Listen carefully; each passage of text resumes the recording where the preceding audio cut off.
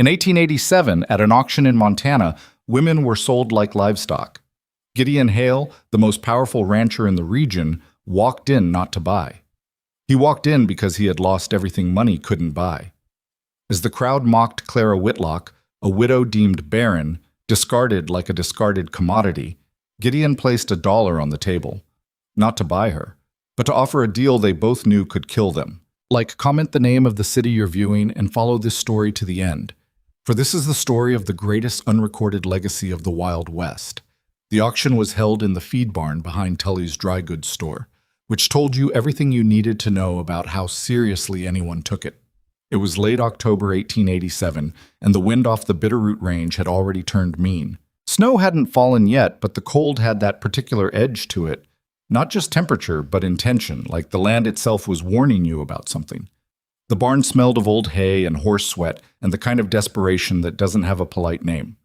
Gideon Hale arrived on horseback, alone, which was unusual. Men of his standing in Callow Creek didn't go anywhere without at least one hand trailing behind them. But Gideon had told nobody where he was going that afternoon, and he'd ridden the 5 miles from the Double H at a pace that suggested he hadn't entirely made up his mind about the whole business until he was already there. He was 51 years old, tall, with the kind of frame that had once been powerful, and still carried the suggestion of it even as the years had stripped some of the flesh away. His hair had gone silver somewhere around his 45th year, and he wore it short, the same way he wore his beard, close-cropped, functional, without vanity. His face had the look of weathered leather left too long in the sun, creased in places that weren't laugh lines because Gideon Hale didn't laugh much. His eyes were gray, the particular gray of river ice just before it breaks. He tied his horse at the post outside and stood for a moment in the cold air, listening to the noise from inside the barn. There was laughter in it, men's laughter, the kind that travels in groups. Gideon pushed the door open and went in. There were perhaps 40 men inside, ranchers mostly, with a handful of town merchants and 1 or 2 faces he didn't recognize. Men who'd ridden in from other counties, he supposed, for reasons of their own. They stood in loose clusters near the wooden platform someone had built at the far end of the barn, and they were drinking from tin cups and talking among themselves with the ease of men at a social event, which, Gideon supposed, was exactly what this was to most of them. He recognized Harlan Webb first. Hard not to. The man was built like a draft horse and twice as loud, standing with his brother-in-law Percy and 2 of the Callow Creek councilmen. Harlan caught his eye and raised his cup with the kind of grin that meant he was already on his 3rd drink and feeling generous about it. "Gideon Hale," Harlan called across the barn. "Didn't take you for the type." "I'm not any type," Gideon said, and moved toward the wall where he could see without being part of things. The women were seated on a bench along the left side of the platform. There were 6 of them. Gideon looked at them the way he looked at a situation he needed to assess, carefully, without rushing to conclusions. They ranged in age from perhaps mid-20s to somewhere past 50. Most of them sat with their hands folded in their laps and their eyes pointed at the floor, which he understood. 3 of them had a look he recognized from his own mirror, the particular flatness that settles over a person's face when they have stopped expecting much from any given day. One younger woman, pretty in a soft way, kept looking toward the barn door as if calculating the distance. And then there was the woman at the far end of the bench. She wasn't looking at the floor. She wasn't looking at the door. She was sitting with her back straight and her hands in her lap, yes, but her eyes were moving around the room in a way that was entirely different from fear. She was watching the men, watching how they moved, who they talked to, what they said to each other when they thought nobody was paying attention. She looked, Gideon thought, like someone doing inventory. She was somewhere in her mid-30s. It was hard to be precise. Not pretty in the way that makes men stupid, but with a face that rewarded looking at. Strong jaw, dark circles under eyes that were, even from this distance, an unusually clear shade of brown. Her dress was clean but worn thin at the elbows, and her boots had been resoled at least once. Her hair was brown going to auburn in the lamplight, and she'd pinned it up with the kind of efficiency that didn't waste time on decoration. Gideon looked away from her and back toward the platform, where a man named Aldous Fitch was climbing up with a sheaf of papers. Aldous Fitch ran what he called a frontier placement service, which was a way of describing something that made most people uncomfortable if they looked at it directly. He was thin and precise in his movements, with the air of a man who'd decided long ago that other people's dignity was not his professional concern. "Gentlemen," Fitch called out, and the room settled into something approaching attention. "We have 6 fine candidates this evening, all of them vetted, all of them in good health, all of them prepared to enter into honest frontier partnership arrangements. I'll remind you that the minimum bid on any candidate is $5, and all arrangements are legally documented before any party departs this facility." Gideon listened to this with the same expression he used when someone tried to sell him a lame horse by describing it as spirited. The first woman was introduced and purchased within 6 minutes. A widow of 32 from Ohio, with 2 young children who were apparently staying with her sister. The buyer was a wheat farmer from outside of town, who Gideon knew slightly. Decent enough, he thought. The woman went without apparent distress, which was the best you could say about it. The second and third women went similarly. The room loosened up as the bidding moved faster, men finding their competitive instincts, and Harlan Webb won the fourth woman, a younger one, the pretty one who'd been watching the door, with a bid of $40 that he announced with the self-satisfaction of a man who considers $40 a sign of his own importance. The fifth woman was introduced and drew a single bid of $6 from a quiet man near the back whom nobody seemed to know. Then Aldous Fitch looked down at his papers, and his expression did something complicated. "Our final candidate this evening," he said, "is Mrs. Clara Whitlock, formerly of Billings. Widow, age 36.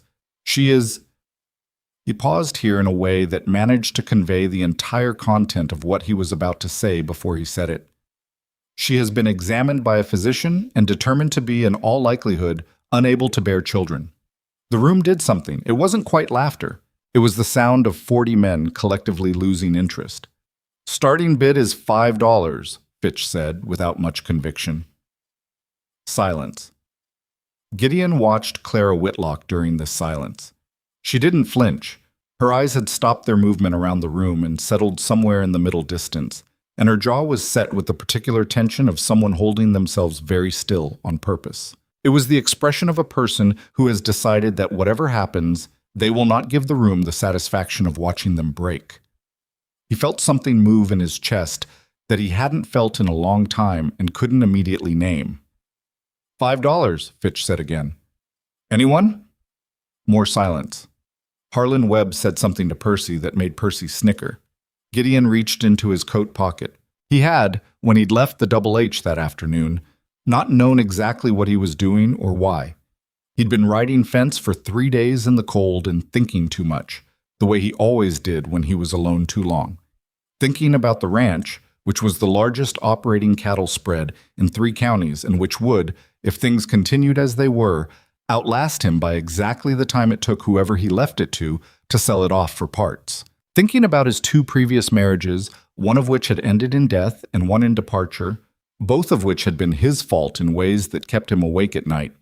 Thinking about his foreman, Dale Sutter, who was 63 and had been running the Double H's daily operations for 15 years, because Gideon had never quite trusted himself to manage people the way Dale did. Thinking, in the cold honesty of 3 days alone on the fence line, that the life he'd built was large and impressive and almost entirely empty. He had $1 in his coat pocket. He'd been carrying it for 2 weeks, ever since he'd heard about Fitch's auction from a ranch hand who mentioned it without thinking.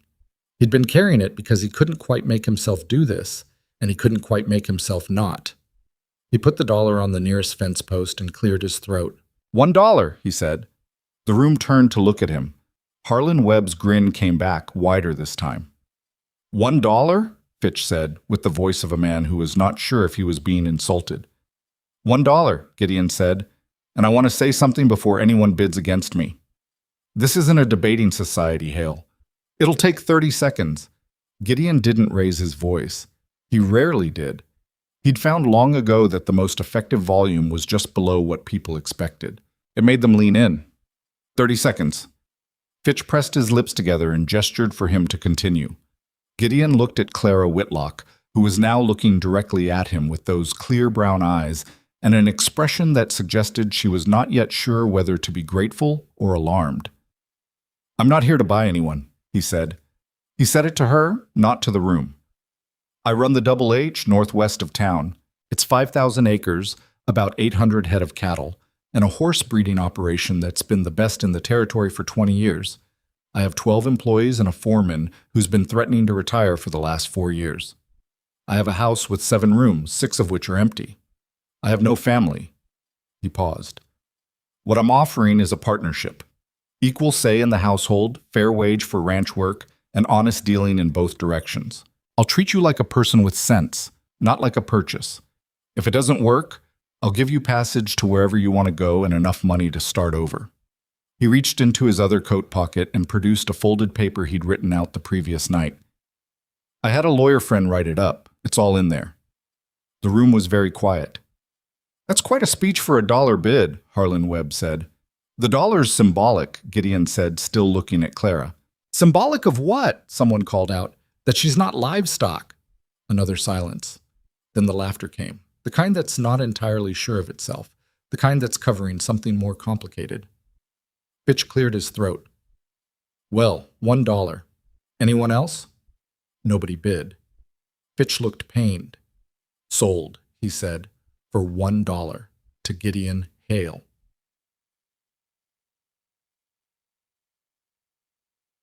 Clara had not cried once in the 3 months since her husband Thomas had died of a burst appendix and left her with $42, a house that turned out to have a second mortgage she hadn't known about, and a community that turned out to have opinions about a childless widow that she hadn't expected, even though, in retrospect, she should have. She had not cried when the bank took the house. She had not cried when her sister-in-law, Thomas's sister, a woman who'd never much liked her to begin with, suggested that perhaps Clara ought to go somewhere that suited her situation better. She had not cried on the 3-day train ride from Billings to Callow Creek, sitting in the rear car with the other women being transported like cargo to Aldous Fitch's barn. She had not cried during the auction, though the particular silence that had greeted Fitch's announcement about her medical situation had been the closest she'd come. Not because it hurt her pride. Well, it hurt her pride. Of course it did. She was a person. But because she'd spent the last 3 months steeling herself against exactly this kind of moment, and the steeling took effort, and effort had a cost. She was sitting in the back of Gideon Hale's wagon, on the north road out of Callow Creek, watching the town lights diminish behind her, when she decided she needed to say something before she lost her nerve. "Mr. Hale." He was driving from the bench seat up front, his back to her. He turned his head just slightly to indicate he'd heard. "I want to be clear about something." "Go ahead." "I can work," she said. "I've kept a house since I was 15. I can cook for a crew. I know basic bookkeeping, and I'm not afraid of hard weather.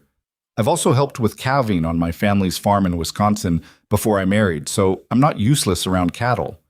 She paused. "But I want to see that document." He reached into his coat without any particular surprise and held the folded paper back toward her. She took it and held it close to the lantern hanging from the wagon's side rail, reading in the moving light. It was straightforward.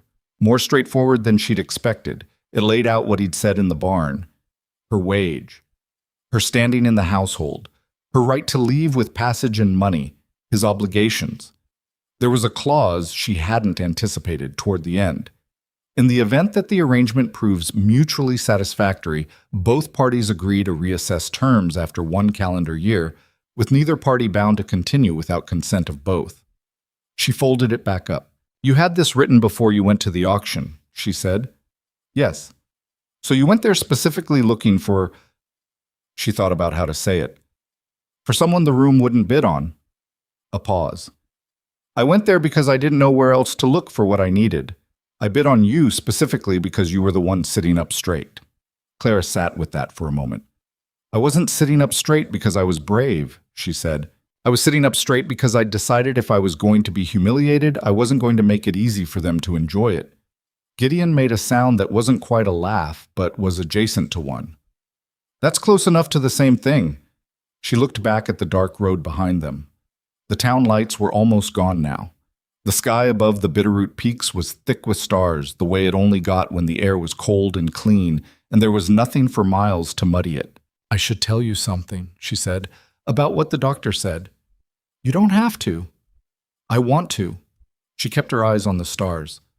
"The doctor in Billings who examined me, he said probably unable to bear children. He wasn't certain. He said the word probably, and Fitch left it out. She paused.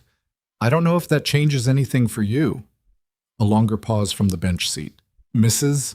Whitlock, Gideon said, and his voice had something in it she couldn't quite identify. Not warmth exactly, more like the careful absence of coldness. I'm 51 years old and I've had 2 wives. The first one died. The second one left, and she was right to. Whatever I needed from this arrangement, it wasn't an heir. I've got 12 hands, 800 cattle, and more land than I've ever managed to love properly. What I needed was someone who wouldn't pretend the work wasn't hard and wouldn't expect me to pretend I was something I'm not. Another pause. So no, it doesn't change anything. Clara looked at the back of his silver-haired head and thought about what kind of man writes a legal document before going to an auction. A man, she decided, who's decided what he wants and is honest enough with himself to put it in writing. All right, she said, then I'll give you a year, Atsab. The double H hit her like a physical fact the next morning. She'd slept in a room that had its own door and a real window and a bed with an actual feather mattress, which was more than she'd had in the last 3 months, and she'd slept hard and dreamlessly. When she woke before dawn and came downstairs to find the kitchen, she walked through rooms that were larger than her entire house in Billings, furnished with the kind of solid, expensive furniture that accumulates when a person has money and no particular interest in decoration. Heavy chairs, good rugs gone dusty at the edges, shelves of books that looked read rather than displayed. The kitchen was large enough to cook for 20 and clearly hadn't been used for anything more ambitious than beans and salt pork in some time. The stove needed cleaning. The shelves were inconsistently stocked. There was a ledger on the kitchen table with numbers in it that made no particular organizational sense, and 3 empty coffee cups sitting in a row like they'd been there long enough to become furniture. Clara stood in the middle of the kitchen in the gray pre-dawn light and took stock of it the way she took stock of everything, practically, without sentiment, noting what was there and what wasn't and what needed to happen in what order. She built a fire in the stove, found the coffee, started water.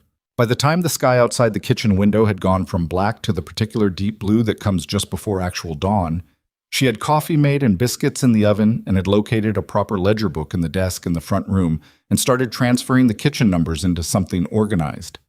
Gideon came downstairs at first light and stopped in the kitchen doorway. She looked up from the ledger. Coffee's hot. Biscuits in about 10 minutes. I need to talk to you about the supply situation when you have time. You're paying too much for flour, and whoever ordered the salt last month got the wrong grade for curing. He looked at her for a moment with an expression she couldn't read. Then he crossed to the stove, poured a cup of coffee, and sat down across from her at the table. All right, he said. Poptab. Dale Sutter, who had been foreman of the Double H since before some of the current hands had been born, was a small and wiry man of 63 with a drooping mustache and the kind of reserve that could be mistaken for unfriendliness until you understood it was actually just honesty. He neither liked nor disliked people quickly. He watched first and made up his mind later, and once made up his mind, he rarely changed it. He met Clara on her 3rd morning when she came out to the barn before the hands had finished breakfast to look at the horse operation. "You're the new Mrs. Hale," he said, without much inflection. "I'm Clara Whitlock," she said. "The arrangement's a bit more complicated than that." He looked at her with the steady eyes of a man who'd seen a great many complicated arrangements in his time. "Is it?" "Mr. Hale and I have an agreement. I'm not here as an ornament." She looked around the barn. The horses were good. She could see that immediately. 3 breeding mares in the far stalls and a stallion she could hear moving in the back, all of them well-fed and clean. "The breeding operation is what I want to understand. He says it's the best in the territory." "Has been," Dale said. "For 20 years." A pause. "Getting harder to keep up with what's coming out of the eastern breeders. The market's changing." "How so?" He looked at her again, longer this time. Then he pulled a stool from the wall and sat on it and talked for 40 minutes about horses, about bloodlines and the shift in what buyers wanted, about a competitor 2 counties over who'd brought in thoroughbred stock from Kentucky and was undercutting their prices while selling a different product, about what Dale thought the Double H should do and what Gideon thought, and where those 2 opinions diverged. Clara listened and asked questions and didn't pretend to know more than she did.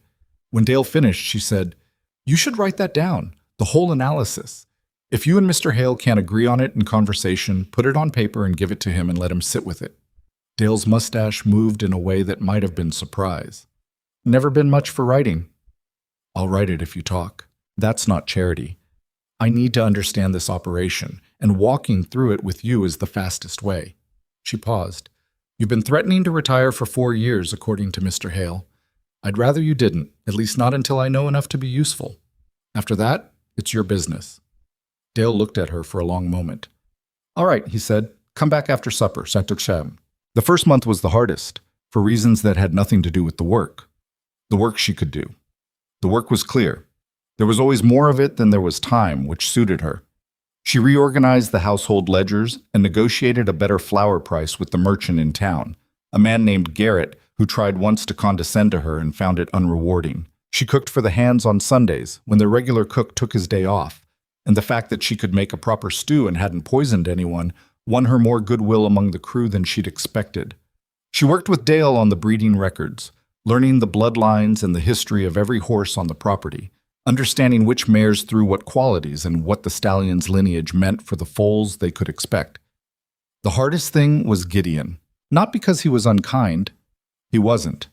He was scrupulous, almost painfully so, about the terms of their agreement. He consulted her on household decisions. He paid her wage on the first of every month without being reminded.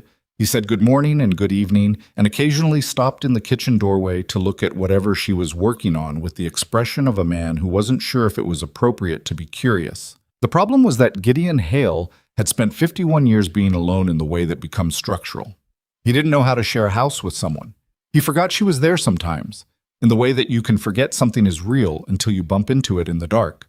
He would come into the kitchen at odd hours and seem genuinely startled to find her at the table. He would start conversations and then remember he didn't usually talk to anyone and seem unsure how to finish them. One evening in their 3rd week, she found him standing in the front room looking at a photograph on the mantelpiece with an expression that wasn't grief exactly, but was something in its neighborhood. "Who is it?" she asked, because she'd decided early on that she wasn't going to pretend not to notice things. He looked up. A pause. "My first wife, Ellen." He said the name carefully, like it was a thing he didn't take out often. "She died 11 years ago. Fever. I'm sorry." "She was better at this than I was," he said, with a gesture that seemed to indicate not just the room, but everything around it. Managing things. Knowing what people needed. I used to think that meant I needed her. Took me a long time to understand that I'd just relied on her for things I should have learned myself. He was quiet for a moment. "My second wife, Meredith. I married her 4 years after Ellen. She was 28. I was 45. That was the first mistake. The second was thinking that wanting to build something and knowing how to build it were the same thing." Clara looked at the photograph. Ellen Hale had a direct, unsmiling face. Not unhappy, just uninterested in performing happiness for a camera. A practical face. "What happened to Meredith?" she asked. "She went to Denver. Sends a card at Christmas." He picked up the photograph, looked at it, set it down again. "I don't blame her." "No," Clara said. "I imagine you don't." He looked at her with an expression she was starting to learn to read, the slight narrowing of the gray eyes that meant he was deciding whether something she'd said was a rebuke or just honesty. "That wasn't a criticism," she said. "It was an observation. There's a difference." "I know," he said. And then, unexpectedly, "You don't let things slide past you." "No." "Good." He said it simply, without any apparent awareness of how much was contained in it. Then he went upstairs and Clara stood alone in the front room for a while longer, looking at the face of a woman she'd never met, thinking about what it meant to be the 3rd attempt at something that kept not quite working. She did not cry, but she sat with it for a while, because some things deserve that much. The pregnancy announced itself in March, when the snow was still thick on the north-facing slopes, and the breeding mares were heavy with foals, and Clara was so tired by midday that she had to sit down in the barn and pretend she was reviewing the ledger. She knew what it was before she let herself think it. She'd been 3 weeks past what should have happened, and she had a body that had always told her the truth, whether she wanted it or not. She sat in the barn with the smell of hay and horses around her, and the late winter light coming through the slatted walls in long, thin bars. And she thought about the doctor in Billings who had said probably and what probably meant, and what it evidently had not meant. And she felt something she recognized as hope, but didn't want to name out loud yet, in case naming it gave it somewhere to go wrong. She told Gideon that evening after supper when Dale had gone back to the bunkhouse and the kitchen was quiet. She said it plainly. "I think I'm pregnant." He went very still. She watched his face carefully because she'd learned that his face was the last reliable record of what he actually thought before he'd had time to decide what to present. What she saw was not what she expected, not the complicated mix of skepticism and calculation she'd half prepared herself for, or the careful, neutral expression of a man making decisions. What she saw was something much simpler and somehow more difficult to look at. It was the face of a man who had stopped hoping for something and was being asked to start again. "Are you certain?" he said. "Not yet, but I think so." A long silence. Outside, the wind was moving through the pines on the north slope with a sound like the land breathing.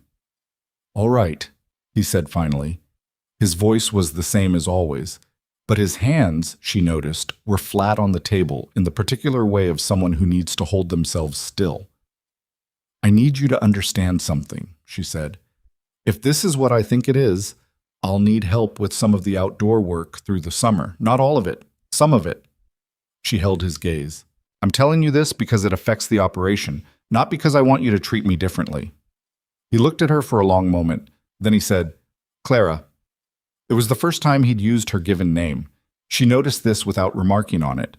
"Whatever you need," he said. "We'll figure it out." It wasn't eloquent. It wasn't what a man in a story would say. But it was Gideon Hale saying exactly what he meant with exactly the words he had available. And Clara, who had spent her life learning to distinguish between what people said and what they meant, understood that it was enough. She nodded. Outside, the wind moved through the pines. In the north barn, one of the mares shifted in her stall and blew a long breath out into the cold. Spring was still 6 weeks away, but somewhere under the frozen ground, the first tentative signs of it were already pushing upward, blind and persistent and entirely unimpressed by what anyone thought of their chances. The foal came first. It was the second week of April, and the snow had finally retreated from the lower pastures, leaving behind mud so deep it pulled the boots off a man's feet if he wasn't careful. Clara was in the north barn at 4 a.m. when the first mare went into labor. Not because anyone had asked her to be there, but because she'd been watching the mare for 2 days and knew the signs and didn't trust the night hand to catch the complications if they came. Dale found her there an hour later, kneeling in the straw with her sleeves rolled up and her hands doing exactly what needed doing, talking to the mare in a low, steady voice, the way you talk to something that's frightened and can't be reasoned with. He stood in the barn door for a moment without saying anything. Then he came in and crouched down across from her. "She been at it long, he asked. "About 40 minutes. Foal's presenting right. She's just tired." Clara kept her eyes on the mare. "Hand me that cloth." He handed it over. They worked in silence for the next 20 minutes, and when the foal finally came, a dark bay filly, long-legged and outraged about existing, Dale sat back on his heels and looked at Clara across the straw. "You said you helped with calving," he said. "You didn't say anything about horses." "My uncle had a small breeding operation in Wisconsin. I was there every summer until I married." She wiped her hands and watched the filly find her feet with the unsteady certainty of something that's been told by its instincts what to do even if it hasn't worked out the details yet. "She's going to be good. Look at the shoulder angle." Dale looked. His mustache moved. "Yeah," he said after a moment. "She is."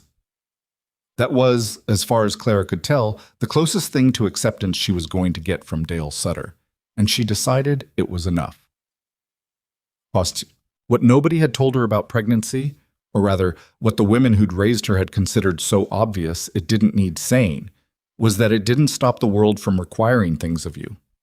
The nausea came in waves for the first 3 months, usually in the morning and occasionally in the afternoon when the smell of the kitchen was wrong in some way she couldn't predict. She managed it the way she managed everything, by paying attention to what made it worse and adjusting accordingly, eating dry bread before she got out of bed, taking the longer route around the cattle pens when the wind was coming from the south. She did not tell the ranch hands. She told Gideon, who told Dale, and those were the only two people who knew until May, when her body made the announcement on its own terms, and there was no longer any point in managing information. The hands' reactions ranged from surprise to carefully neutral, with one exception. A young wrangler named Emmett Greer, who was 19 and from Tennessee, and who had a talent with horses that was years ahead of his common sense. Emmett's reaction was to become immediately and inconveniently protective in the way of someone who has sisters and has been raised to believe that women in certain conditions require constant supervision. "I can carry that," Emmett said, appearing at Clara's elbow on a Monday morning in May when she was moving a feed sack across the barn floor. "I have it," Clara said. "It's heavy." "Emmett." "Ma'am? If I need help with something, I will ask you. Until I ask, assume I have it." Emmett looked pained. He was a good-looking kid with an honest face and the fundamental problem of knowing he meant well and not understanding why that wasn't enough. "Yes, ma'am," he said, and retreated to a safe distance of about 6 feet, which he maintained for the rest of the morning like a worried satellite. Clara mentioned this to Gideon at supper. "He's going to follow me around until the baby comes," she said. "It's making the other hands nervous. They don't know whether to think it's sweet or embarrassing." Gideon had the expression of a man trying not to find something funny. "I can talk to him." "Don't. He'll think he did something wrong and then he'll feel terrible and I'll have to manage that too." She put her fork down. "Give him something to be responsible for instead. Something that actually needs looking after. That filly we pulled in April. She's ready to start groundwork. Let him be the one." Gideon looked at her across the table. "You want to redirect him." "I want to give him something to do with his energy before he hurts himself hovering." She picked her fork back up. "The filly will be better for it. She responds to steady attention, and he's got attention to spare." Another pause. The gray eyes with the considering look. "All right," he said. It worked, more or less. Emmett transferred his anxious protectiveness to the filly, who he named Juniper without asking anyone's permission, and who responded to him with the particular tolerance that horses extend to people who spend enough time being patient. Clara watched this from a distance with the satisfaction of a problem redirected rather than solved, which was usually the best you could do. The harder thing was the town. Callow Creek was not a large place. Perhaps 400 souls, if you counted generously, clustered along the creek and spreading back toward the foothills in the way that frontier towns do, a little uncertain of their own permanence. It had a general store, a doctor's office that the doctor used 3 days a week because he also served 2 other towns, a church, 2 saloons, a schoolhouse with 12 students, and the kind of social infrastructure that exists wherever people are close enough together that everyone's business becomes everyone's conversation. Clara had been to town 4 times since October. Each time she'd gone for a specific purpose: supplies, a meeting with Garrett, the merchant, once to the bank with Gideon about a property tax matter, and each time she'd felt the particular awareness of being looked at that comes with being new and being the subject of a story people already think they know. The story, as far as she'd gathered, went roughly. Gideon Hale had bought himself a woman at Fitch's auction, a barren widow from Billings who'd been too old and too damaged for anyone else to want, and whatever arrangement he'd made with her was either charitable or peculiar, depending on who you asked. The fact that she was now visibly pregnant had added a new chapter that people were still working out how to tell. She heard the first version of it from Patsy Aldridge, the wife of the feed store owner, who had the kind of blunt friendliness that delivered difficult information without cruelty and expected you to be sensible enough to appreciate it. "People are saying the timing's interesting," Patsy said, in the feed store on a Tuesday in June, with the matter-of-fact tone of someone reporting weather. "Given that the doctor said what he said about you." Clara was looking at the new shipment of salt. "What exactly are they saying? That you came here already pregnant?" A pause. "Or that it's someone else's?" Clara turned around. Patsy met her eyes squarely. She was a square-built woman in her 40s with iron-gray hair and the look of someone who's been practical so long it's become a form of philosophy. "I'm not saying I believe it," Patsy said. "I'm saying it's what's going around." "Who started it?" "Hard to say. Started and a thing are different questions." Patsy's expression was careful. "Harlan Webb's name comes up." Clara thought about Harlan Webb at the auction in October, with his grin and his $40 bid and his brother-in-law Percy who sniggered. She thought about the way men like Harlan Webb understood the world, as a place where other people's reputations were a resource to be managed in your favor. "Thank you," she said to Patsy, "for telling me. Seemed like you'd want to know." "Yes." Clara looked back at the salt. "I'll take 2 of the large." She drove back to the Double H in the wagon and spent the ride composing herself in the way she'd learned, not suppressing what she felt, because suppression had a limit, but organizing it. Anger was useful in the right quantities. In the wrong quantities, it made you stupid. She needed to be not stupid about this. She told Gideon that evening. He went very still in the way she'd come to recognize, not the stillness of someone controlling their reaction, but of someone processing something in the machinery behind their eyes. "Webb," he said. It wasn't a question. Patsy didn't name him directly, but yes. Clara had her hands flat on the kitchen table. "I need to know if you believe it." He looked at her sharply. "No. I'm not asking if you believe it now. I'm asking if there's any part of you, any part at all, that needed a moment when you heard it. A longer pause." She watched him decide whether to answer honestly. "No," he said again, and this time there was something different in it. "I know the date, Clara. I know the arithmetic. And I know you." He said the last part quietly, like it was something he'd been thinking about and hadn't meant to say yet. "What I want to know is what you want to do about Webb." "Nothing," she said. "Not yet." His jaw tightened. "He's spreading lies about my wife." "About me," she said. "They're lies about me, and I'll decide how to handle them." He stopped. She could see him working through something, the tension in his hands on the table. "All right," he said finally. "Tell me what you're thinking." "I'm thinking that if you ride into town and confront Harlan Webb, it becomes a story about 2 men arguing over a woman's reputation. People remember the argument and not what it was about." She looked at him steadily. "If I go to town and do my work and people see me every week and I look them in the eye and I don't hide and I don't act like someone with something to hide, eventually the story changes because the evidence changes." "That could take months." "Yes. And in the meantime, I'll be doing what I was going to do anyway." She held his gaze. "I know this is harder for you to sit with than it is for me. You want to fix it. I understand that. But some things don't get fixed by confrontation. They get worn down by time and presence and letting people figure out what's real." Gideon sat with that. She could see it wasn't easy for him. He was a man who'd built his life on direct action, on making decisions and implementing them, and being asked to be patient about something that made him angry was a different kind of hard. "I don't like it," he said. "I know. But it's your call." "Yes," she said. "It is." Summer came to the Double H in force. Long days of blistering work. The cattle moved to the upper pastures, the breeding operation in full swing with 2 more mares due to foal before August. Clara worked through it with the steady efficiency that had become her signature, adjusting what she could no longer do and finding other ways to do it, managing the household accounts and the breeding records and the supply negotiations and the 100 small decisions that kept a ranch from sliding into chaos. She also went to town every Tuesday, without fail, without apology. She bought her supplies and she talked to Patsy Aldridge, and she greeted the people who greeted her and she looked at the ones who didn't with the calm expression of someone who has decided not to need anything from them. It was on one of these Tuesdays in late July that she met Margaret Fenn.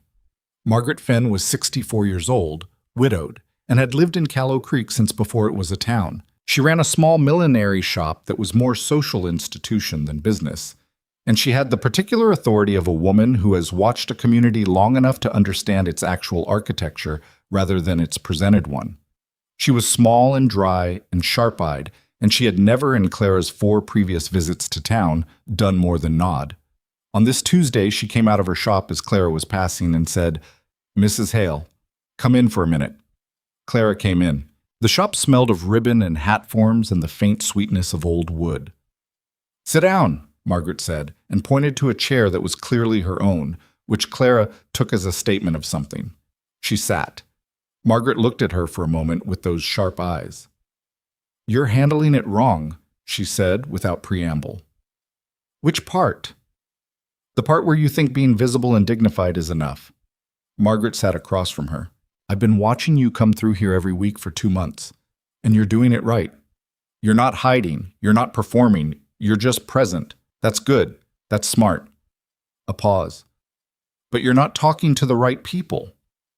Who are the right people? The women whose husbands are on the town council, the women who run the church auxiliary, not because they have power exactly, but because they have opinion, and opinion travels faster than fact in a town this size. Margaret's expression was not unkind. Harlan Webb's wife Dora is miserable, has been for years. She doesn't like what her husband does, but she doesn't know how to fight him. You show up at the right things, you talk to Dora Webb like she's a person with sense rather than her husband's appendage. You've got someone on the inside of the house that's working against you. Clara looked at this small, dry woman who had decided, apparently, to help her. Why are you telling me this? She asked. Margaret's expression didn't change. Because I've watched a lot of women come through this town and spend themselves trying to be acceptable to people who'd already decided not to accept them. It's a waste. She stood up, indicating the conversation was over. Come to the church social next Friday. Don't bring your husband. Clara came to the church social next Friday without her husband. She talked to Dora Webb for 45 minutes about a garden problem Dora was having with her squash. Because squash was what Dora wanted to talk about, and Clara actually knew something about squash, and there was no faster way to make yourself real to a person than knowing the answer to a problem they've been carrying around. Dora was not a complicated woman. She was quiet and tired, and she watered down her own opinions before she offered them, the way people do when they've been told for long enough that their opinions are the problem. But she had a good mind under the quiet, and she wasn't stupid about her husband. When Clara got up to leave, Dora said, "People are wrong about you, you know. I could tell from the start." "Thank you," Clara said simply. "Harlan doesn't—" Dora stopped, started again. "He just says things. Sometimes I think he forgets they have consequences." "Most people do," Clara said. "It's not a character flaw. It's just not paying attention." Dora looked at her with something that might have been relief. "You're not what I expected." "No," Clara said. "I usually aren't." Oh, the baby came on a Thursday in September, in the gray early hours before dawn, with a late summer storm hammering the windows and Dale Sutter pacing the kitchen floor with a coffee cup he kept forgetting to drink from. It was a hard labor. 10 hours, not 14 as it was sometimes said afterward in the retelling, but hard enough and long enough that Dr. Parson from town, whom Gideon had ridden to fetch at midnight through the rain, came downstairs twice with his sleeves rolled up and an expression that told Gideon very little, except that there was still work being done. Gideon sat in the front room and did not pace. He sat very still in the largest chair with his hands on his knees and his eyes on the door at the top of the stairs, and he thought about nothing he could name. He had discovered in the last 4 months that there was a specific kind of fear that didn't announce itself as fear. It arrived as a kind of empty waiting, a suspension of the ordinary machinery of thought, and it sat in your chest like weather. Dale came and sat with him at 4 in the morning with 2 cups of coffee and didn't say anything, which was the right thing. At 10 minutes past 5, the crying started. Not Clara's, a different sound entirely, the outraged preliminary cry of something encountering the world for the first time and finding it considerably louder and colder than whatever came before. Gideon stood up.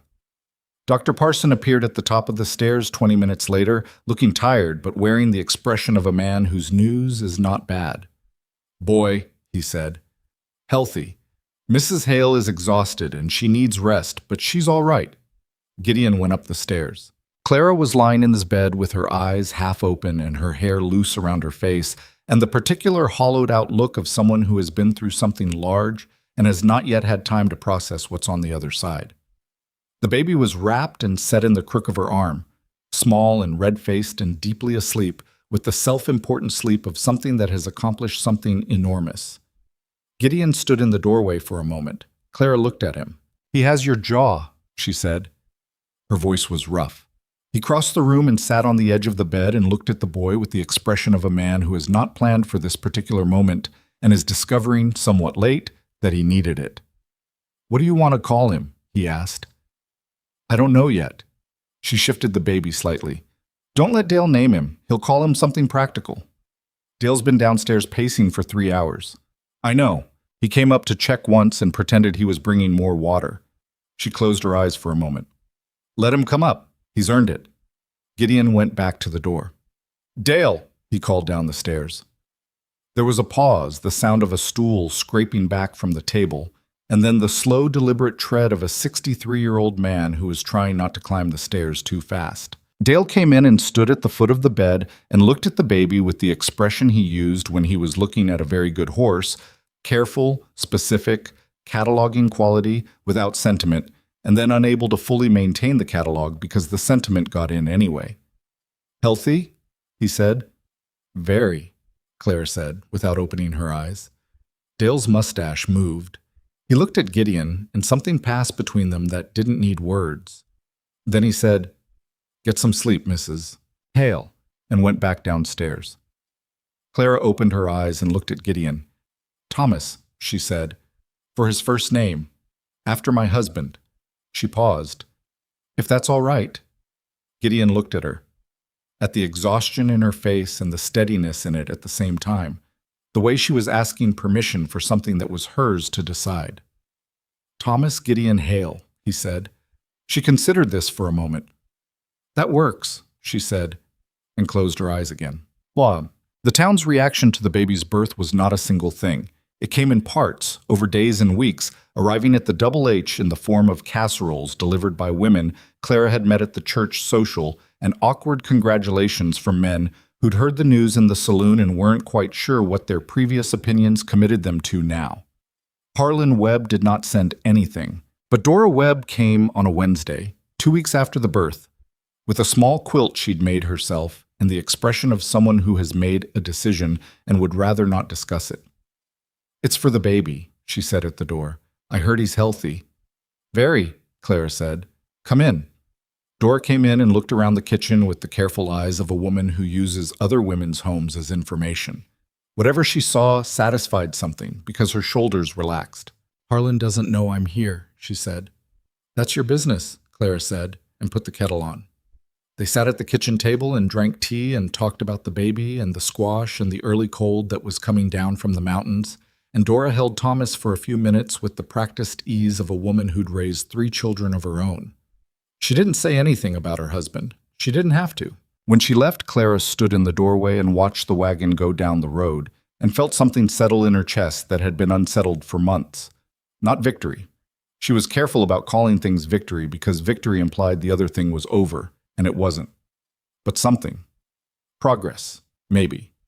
The particular kind that looks like nothing from the outside and means everything from the inside. It was in October, Thomas nearly 6 weeks old, the aspen on the hillsides gone gold and the first real cold come down to stay. That Clara sat down with Gideon and Dale at the kitchen table and put 3 months of breeding records in front of them. We need to talk about the operation, she said. Dale reached for the records. Gideon watched her.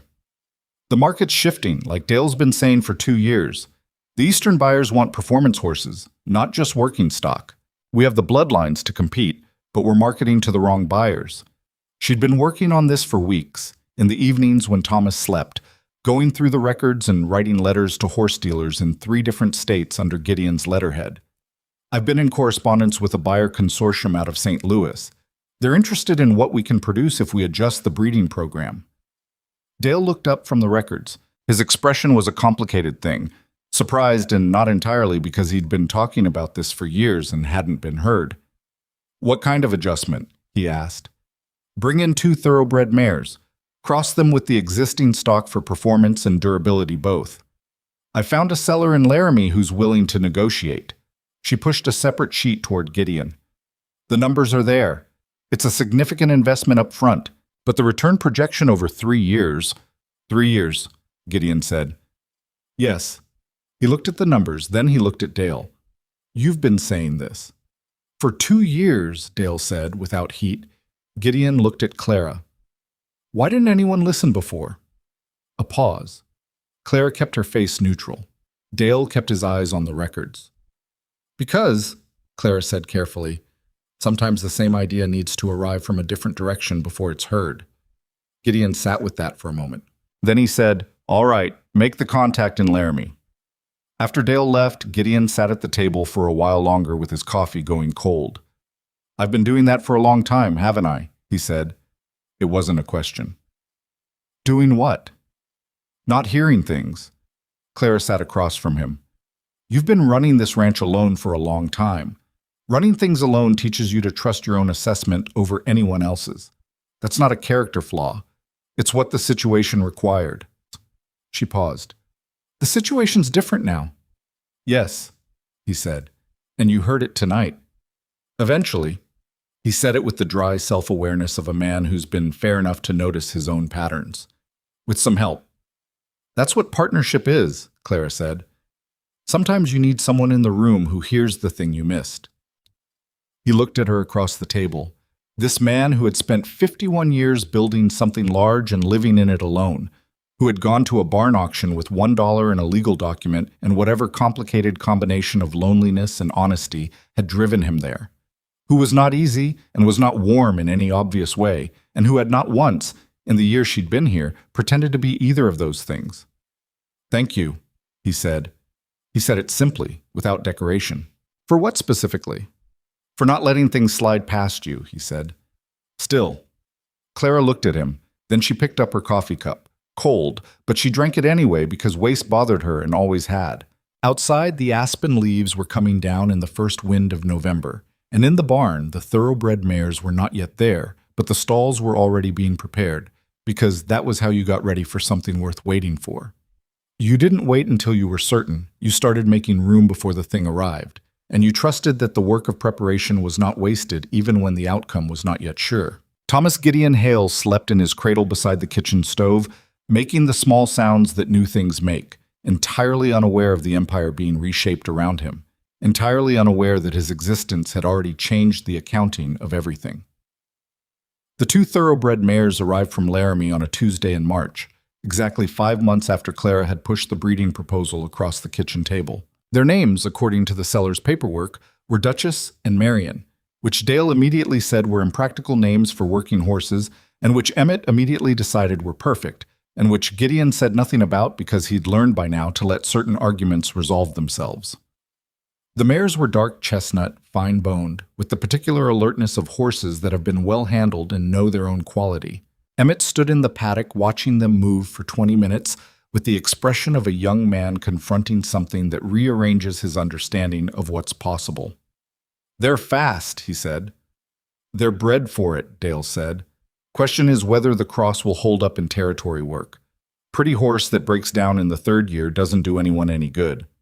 "That's what the bloodline study is for," Clara said, from the fence rail where she was holding Thomas against her hip. Thomas was 6 months old and had recently discovered that the world had edges and textures and was conducting a thorough investigation of all of them. Currently, with his fist around a fence splinter, she removed before he could do anything with it. The Laramie breeder has 3 years of cross records. Dale's already looked at them. Dale had, in fact, spent 2 evenings going through the records with the intensity of a man who had been waiting for exactly this conversation for 2 years. Offspring hold up, he admitted, stamina from the working stock, speed and responsiveness from the thoroughbred side. If we get the pairing right, we'll get it right, Emmett said, with the confidence of 19 years and no experience of things not working out. Dale looked at him with the expression he reserved for optimism he couldn't quite discourage. "Go put them in the south paddock," he said. "Separate from the mares until they've settled." Emmett went. Clara watched him go, and Thomas watched the horses. And the March wind came down off the peaks with the last of winter in it, cold but thinner now, carrying the suggestion rather than the fact of snow. "Spring's early this year," she said. "Maybe," Dale said. He was watching the mares move. "Could turn back." "It could," she agreed. Still worth noticing. Awesome. Thomas's first birthday arrived in September of 1889 with the kind of weather that Montana produces in early fall. Clear and sharp, the sky an unreasonable blue, the aspens not yet turned, but the light already carrying the particular gold quality that means it's thinking about it. Clara made a cake using the good flour she'd been rationing since August, and let Thomas demolish it with the systematic enthusiasm of a child who has recently learned that things can be destroyed and finds this knowledge deeply satisfying. Gideon watched from the kitchen doorway with an expression that Clara had seen develop gradually over the past year. Something that was not exactly joy, because Gideon Hale was not built for expressions that uncomplicated, but was the thing that lives adjacent to it. The presence of something you didn't let yourself want until you already had it. "He's going to need a bath after that," Gideon said. "Yes," Clara agreed. "I can do it." She looked at him. In the first months after Thomas was born, Gideon had approached his son with the careful uncertainty of someone handling something expensive and breakable. He'd improved. He now picked Thomas up with the practiced ease of a man who'd learned that babies are sturdier than they look, and that the most important thing is confidence, because the baby can tell when you don't have it and responds accordingly. "He'll fight you on the hair," she said. "Don't let him win. He'll remember it." Gideon's expression suggested this was exactly the kind of practical parenting advice he'd been unable to get anywhere else. "Noted," he said, and came into the kitchen to retrieve his son, who looked up at him with cake on his face and the expression of someone who has been caught but is not particularly sorry about it. It was, Clara thought, watching them, a good day. The kind you don't try to make mean too much while it's happening because you don't want to put pressure on it. You just let it be what it is and hope you remember it right later. She should have known by then that good days in the frontier don't stay quiet on their own. The rumors came back in October, and this time they were specific. It started, as far as Clara could trace it, with a comment made at the Callow Creek Cattlemen's meeting, a gathering she didn't attend because women didn't, which was one of the many institutional arrangements she'd filed away as something to address eventually. Harlan Webb, who did attend, had apparently said something in the margins of the meeting, in the particular way that men like Harlan Webb said damaging things. Not as accusation, but as wondering, as question, as the kind of speculation that arrives wearing the costume of concern. "Funny thing," he'd apparently said, about the timing on that boy. Gideon was up in Helena for 3 weeks that June before he was born. Counting back, you know. It was the kind of thing that doesn't need to be true to work. It just needs to be planted and then watered with repetition. And Callow Creek had enough people with enough time and enough investment in Gideon Hale's business that it found fertile ground quickly. Clara heard it from Patsy Aldridge, who had become her most reliable intelligence source, not because Patsy was a gossip, but because Patsy understood that information was a form of respect. "You need to know it's out there," Patsy said, on a Tuesday in late October, with the feed store empty except for the two of them. "And you need to know it's getting louder." Clara stood very still for a moment, doing the arithmetic. "Gideon was in Helena in June of '88, she said. "Thomas was born in September. That's 15 months later. The math doesn't work." "I know that. You know that. Harlan Webb knows that too, most likely." Patsy's expression was dry. "That's not the point. The point is, once people start counting on their fingers, they stop thinking straight. Anxiety about arithmetic makes them willing to accept numbers that don't add up." "Who's repeating it?" "The usual. Men who don't like the idea that a woman can walk into a situation like yours and make it work. Because if you can do it, it suggests something about the situations their own wives are in." Patsy paused. "Also Percy Gaines, Harlan's brother-in-law. That man has never had an original thought, but he's very efficient at distributing other people's." Clara bought her supplies and drove home, and this time didn't compose herself on the road, because composing herself on the road wasn't going to be enough for what she was already deciding. Gideon was at the kitchen table with the account books when she came in. He looked at her face and put down his pencil. "What happened?" She told him. All of it, including the part about Helena in June, including the arithmetic. He was very still for a long time. The particular dangerous stillness that she'd learned to read is the point just before Gideon Hale made a decision he wouldn't unmake. "I'm going to town," he said. "No. Clara. Gideon." She sat down across from him. "Think. If you go to town and confront Webb, you're confirming that the rumor is worth confronting. You're making it bigger." She met his eyes. "Let me handle it." "You handled it last time," he said, and there was something in it that wasn't quite accusation but was close. The frustration of a man who's been patient and is running out of the resource. A year of showing up, of being dignified, of not hiding, and here we are again. "Here we are at a different place than we were," she said. "A year ago, nobody in this town knew me. Now I've got Dora Webb bringing me quilts, and Margaret Fenn telling me which meetings to attend, and Patsy Aldridge making sure I hear things before they get too loud to manage. That's not nothing. That's a foundation. She kept her voice level. But this version is different. This one's specific, and Webb knows the math doesn't hold, which means he's not trying to make people believe it. He's trying to make Gideon Hale's wife spend the next year defending herself instead of building the breeding operation. That landed. She could see it land. He's distracting us, Gideon said. He's trying to. She paused. I need to know something. Is Webb in any legal dispute with the Double H? Anything about water rights, grazing land, boundaries?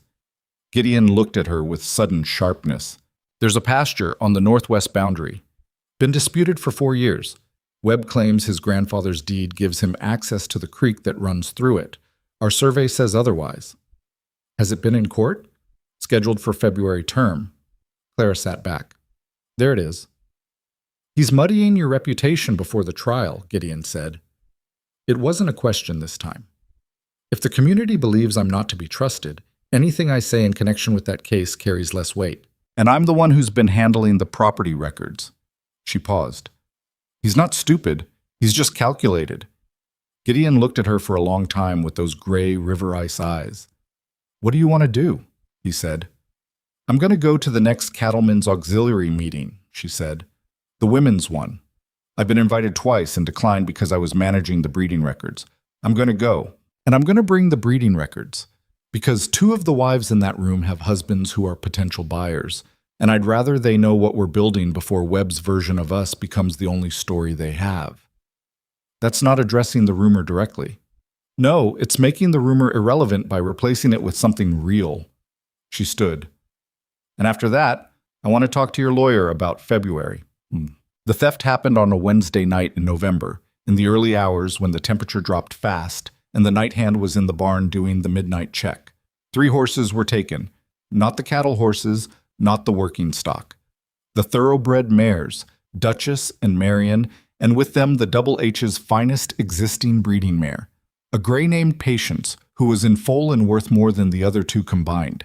Emmett discovered it at first light, when Patience's stall was empty and he found the gate on the south paddock standing open. He came to the house at a run, which he hadn't done since the day Clara had gone into labor, and his face when Gideon opened the door told the story before his mouth did. Someone cut the latch, Emmett said. Clean cut, with something sharp. The ground's too frozen to read tracks clearly, but there's hoof marks heading north on the creek road. Gideon was dressed in 4 minutes. Clara came downstairs as he was pulling his coat on. North on the creek road, she said. I heard. He was already thinking. She could see it. The particular focused expression of a man converting anger into logistics. That road runs through the disputed pasture, she said. He stopped. She watched him put it together. Webb, he said. I don't know that. But north on the creek road is the direction of Webb's land, and Patience is the horse that most changes our value in the February case. If we can show the breeding operation's output, the pasture's worth defending.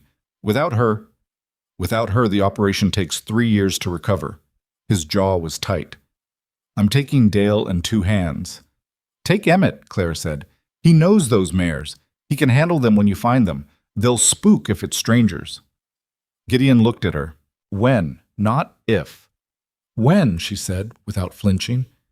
Take the creek road, but send 1 man around by the Billings cutoff to come at it from the other side. Whoever took them had to slow down through the canyon section.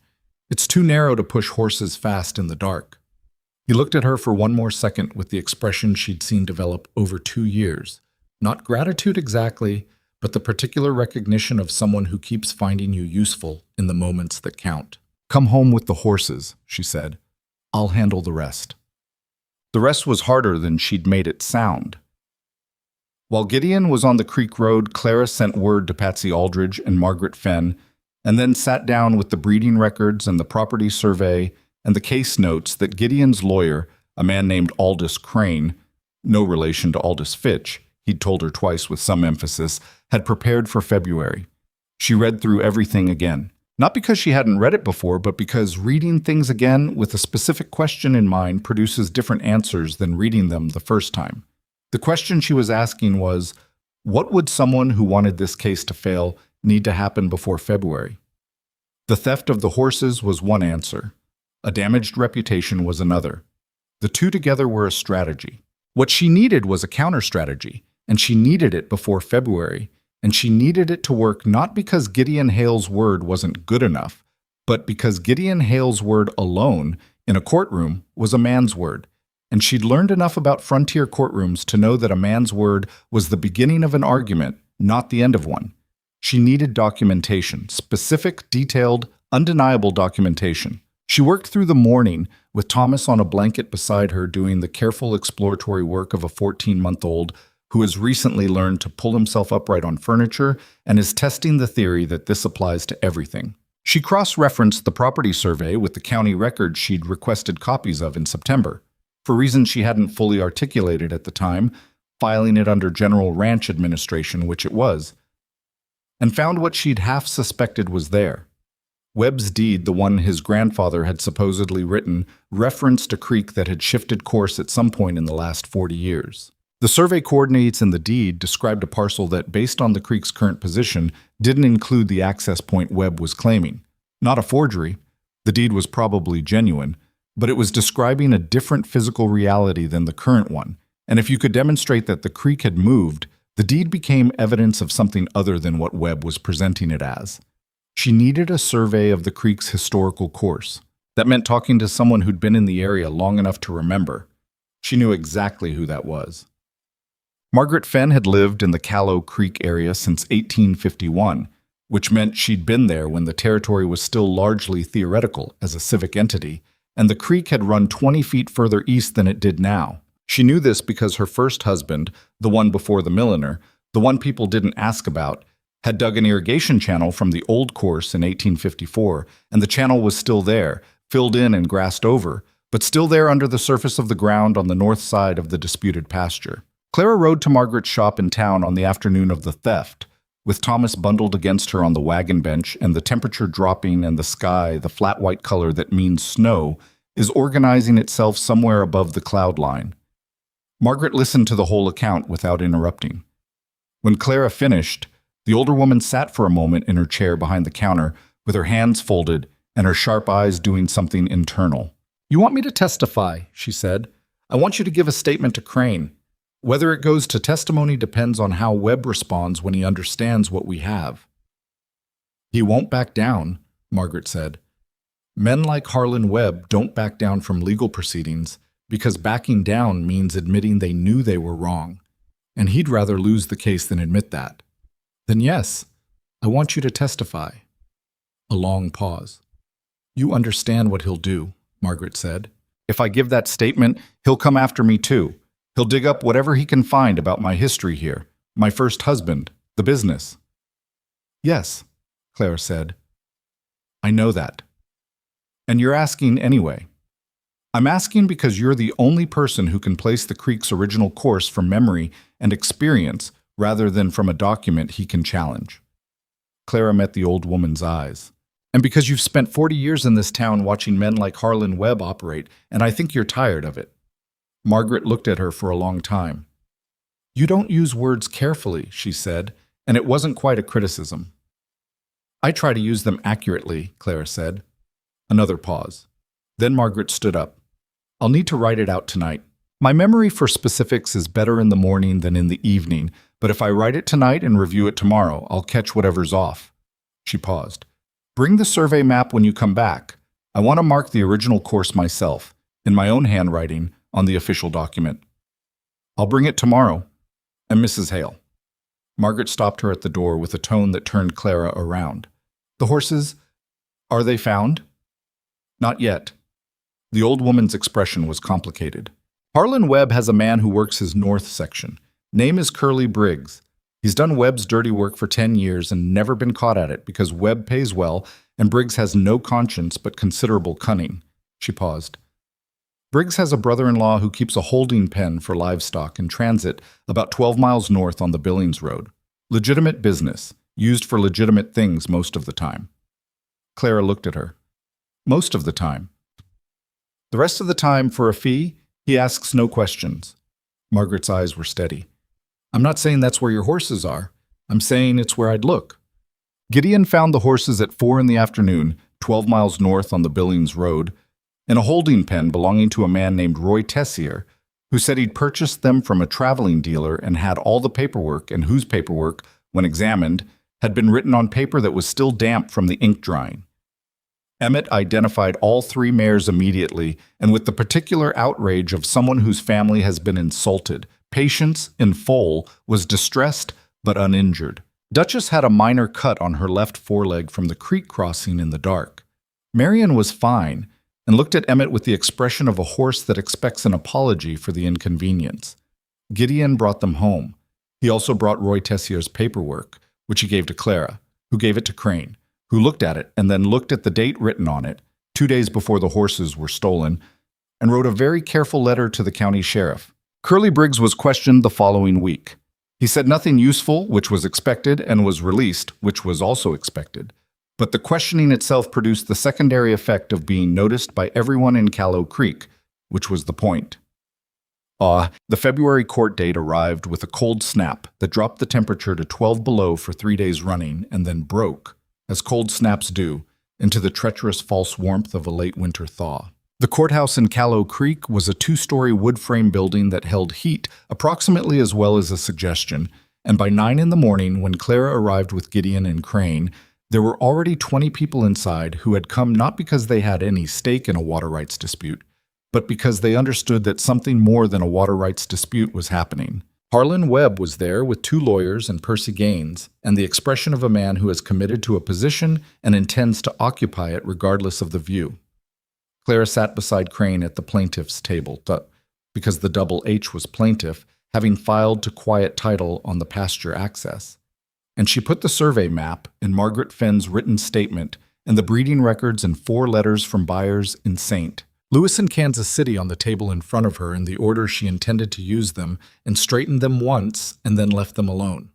Webb's lead lawyer, a man from Billings named Prescott, opened by presenting the grandfather's deed and its access claim, which he did with the smooth confidence of someone who has done this many times and knows what the room expects. When Crane rose to respond, he presented 3 things: the current survey, Margaret Fenn's statement on the creek's historical course, and a document from the county land office showing a flood event in 1861 that had shifted creek beds throughout the region.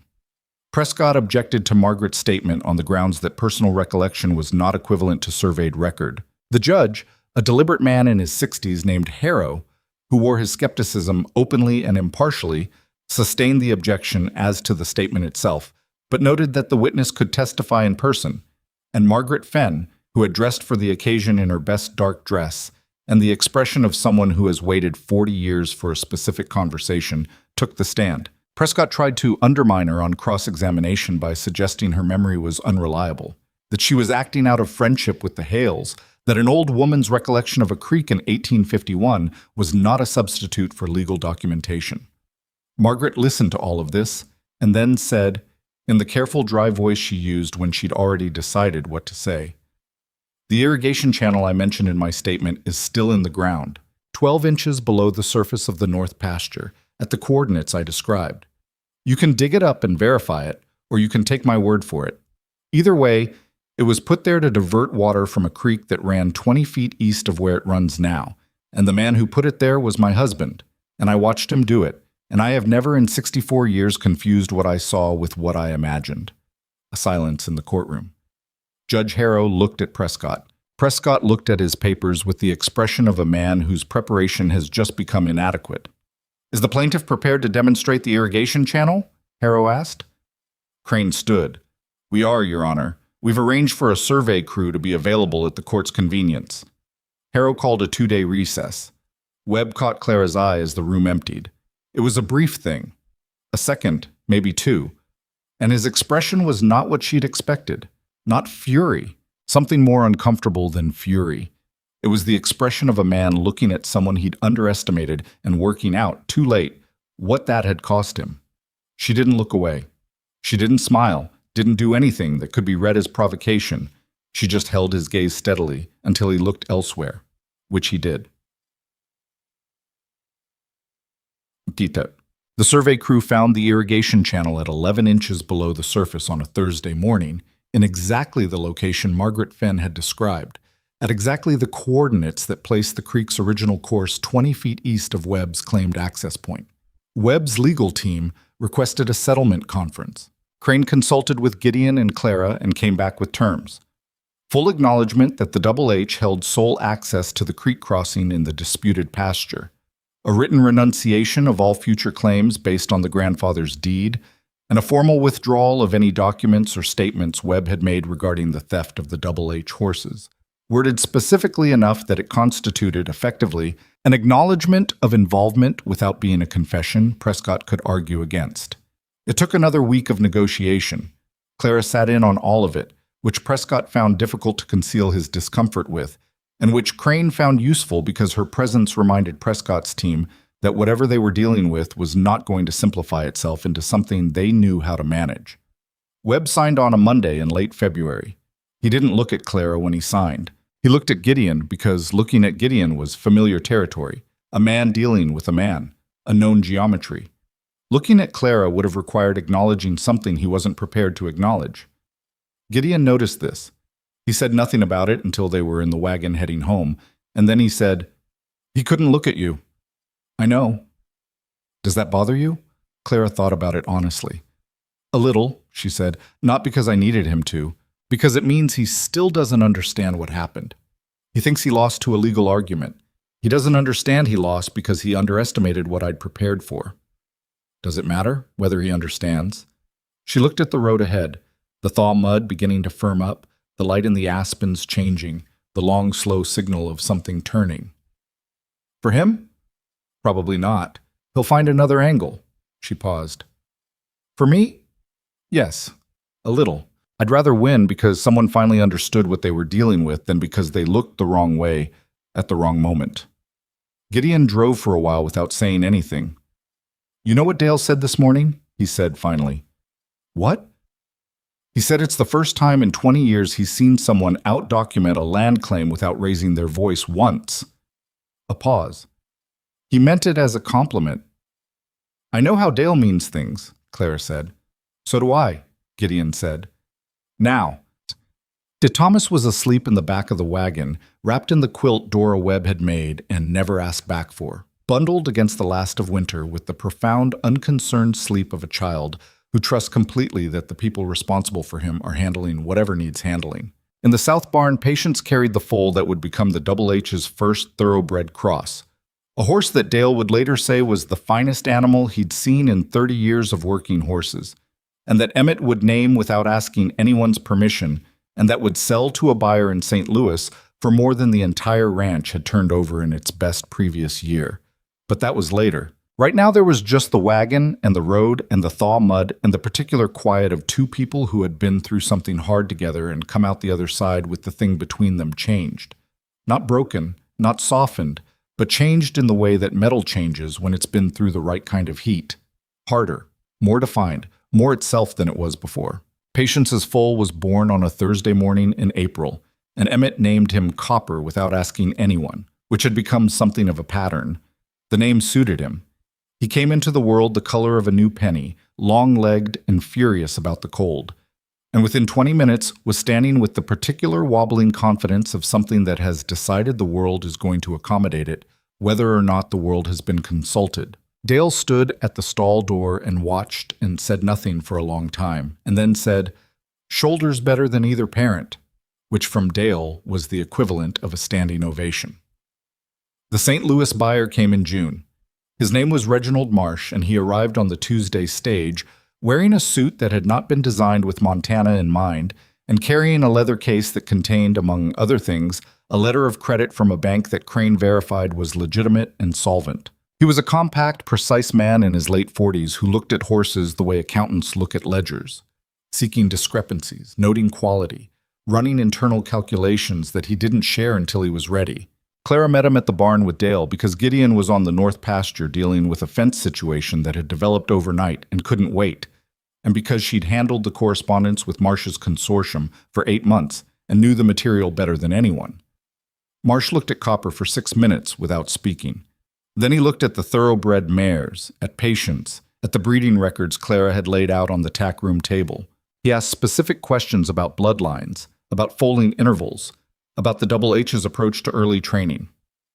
Clara answered all of them and was honest about the two that she didn't know off the top of her head, pulling the records rather than guessing, which she'd found was almost always the right call with buyers who knew their business. At the end of an hour, Marsh said, "Who manages the breeding program?" "I do," Clara said. "With Dale Sutter, who manages the training side. My husband oversees the operation." Marsh looked at her in the way that men of his generation looked at women who said things like that. Not hostile exactly, but recalibrating.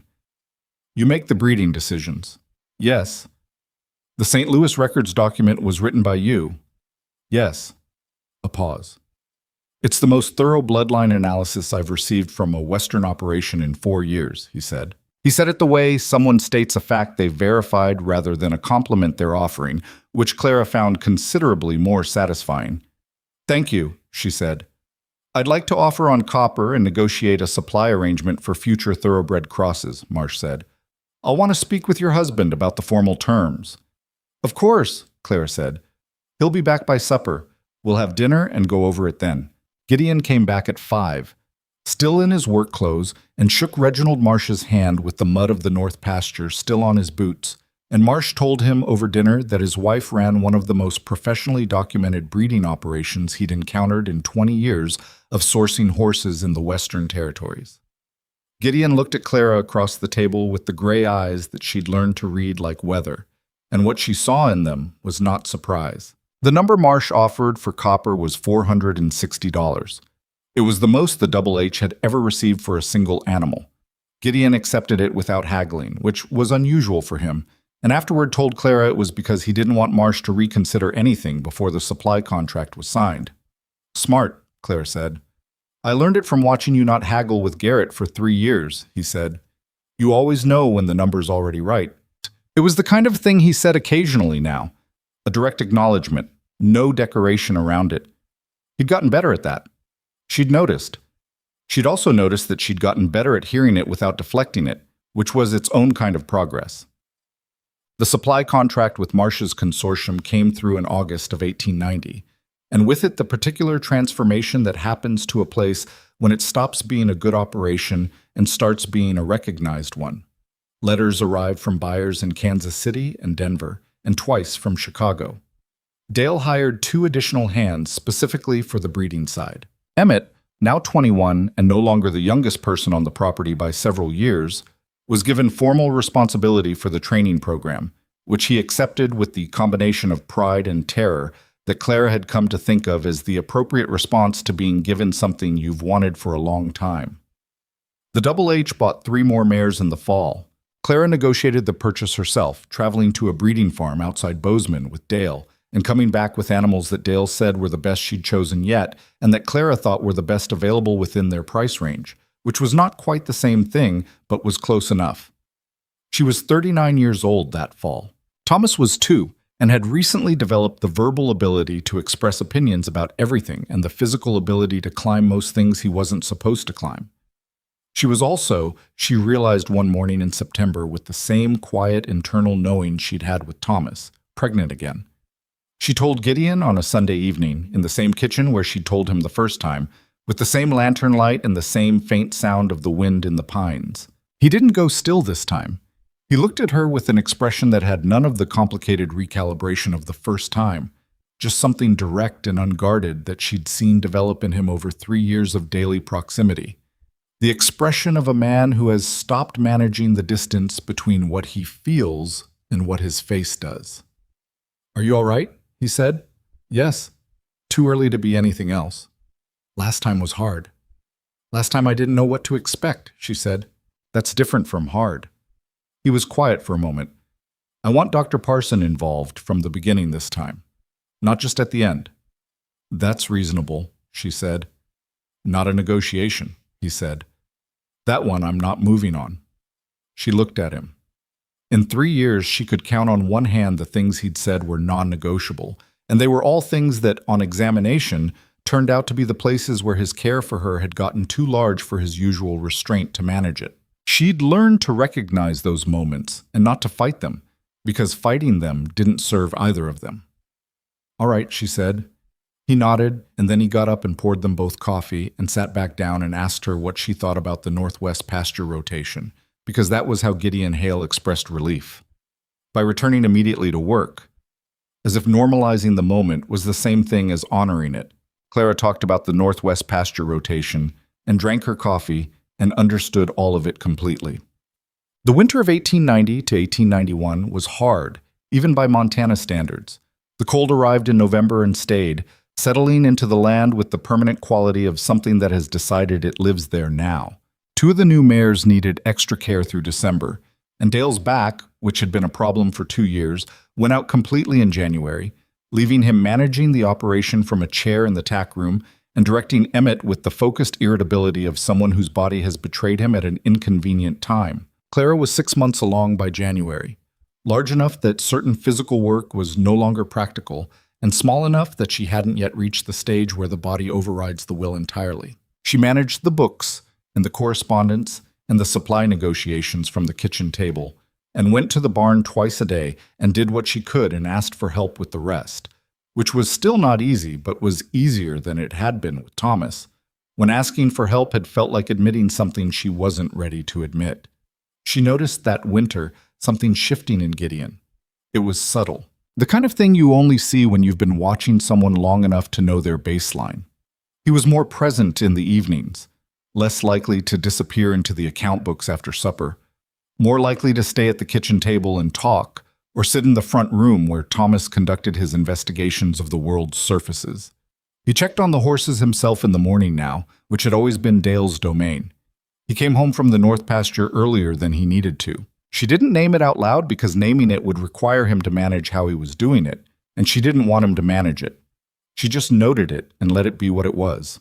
In February, Thomas got into the paint Emmett was using on the barn door, which resulted in a 2-year-old who was blue from the elbows down and extremely pleased about it, and Gideon cleaned him up with the patience of a man who had discovered somewhere in the last 2 years that this specific kind of chaos was not the kind that required solving. He just worked through it methodically, talking to Thomas the whole time in the low, practical voice he used with the horses, and Thomas chattered back at him with the confident incomprehensibility of a child who is absolutely certain he's making sense.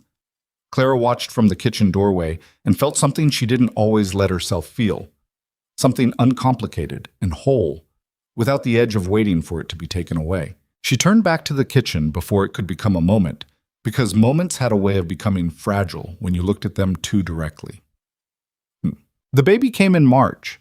It came fast, much faster than Thomas, which Dr. Parson had said was common with second births, and which was cold comfort when fast turned out to mean 7 hours that started at midnight, and became, by 4 in the morning, something that frightened Parson in a way that he was professional enough not to show in his face, but not quite professional enough to keep out of his voice when he called for the second lamp. It was a girl. They named her Ellen, which was Gideon's first wife's name, and which Clara had suggested herself in the weeks before, because she'd thought about it carefully and decided that honoring what came before wasn't the same as competing with it. Ellen Hale was born healthy and loud and with a quantity of dark hair that surprised everyone, including the doctor. Clara nearly wasn't. The bleeding that followed the birth was the kind that turns a room silent. Parson worked with the focused efficiency of a man who is not panicking because he cannot afford to, and the 2 women who'd come to help, Patsy Aldridge and a ranch wife named Nora Coles, who had done midwifery work for 15 years, worked alongside him without being asked, knowing what to do and doing it, and the whole thing lasted 40 minutes that Gideon spent in the hallway outside the bedroom door with his back against the wall and his hands at his sides and his eyes on the floor. Dale was downstairs. Emmett was in the barn with the horses, which was where Gideon had sent him because Emmett's anxiety was not useful in a hallway, and the horses always needed something. At some point during those 40 minutes, Gideon couldn't have said when, time having done something strange to its own passage, Dale came up the stairs and stood beside him without saying anything, which was what Dale did when words were not the point. The bleeding stopped. Parson came out of the room with his sleeves still rolled and the expression of a man who has been somewhere difficult and come back. "She's stable," he said. "She's going to need rest, real rest. Not the kind where she decides she's rested enough and comes downstairs. Weeks, Hale. I mean it." Gideon nodded. He didn't trust his voice immediately. Go in, Parson said. She's asking for you. Clara was pale in a way that scared him. Not the exhaustion pale of after Thomas. This was different, thinner, like the color had been borrowed and not yet returned.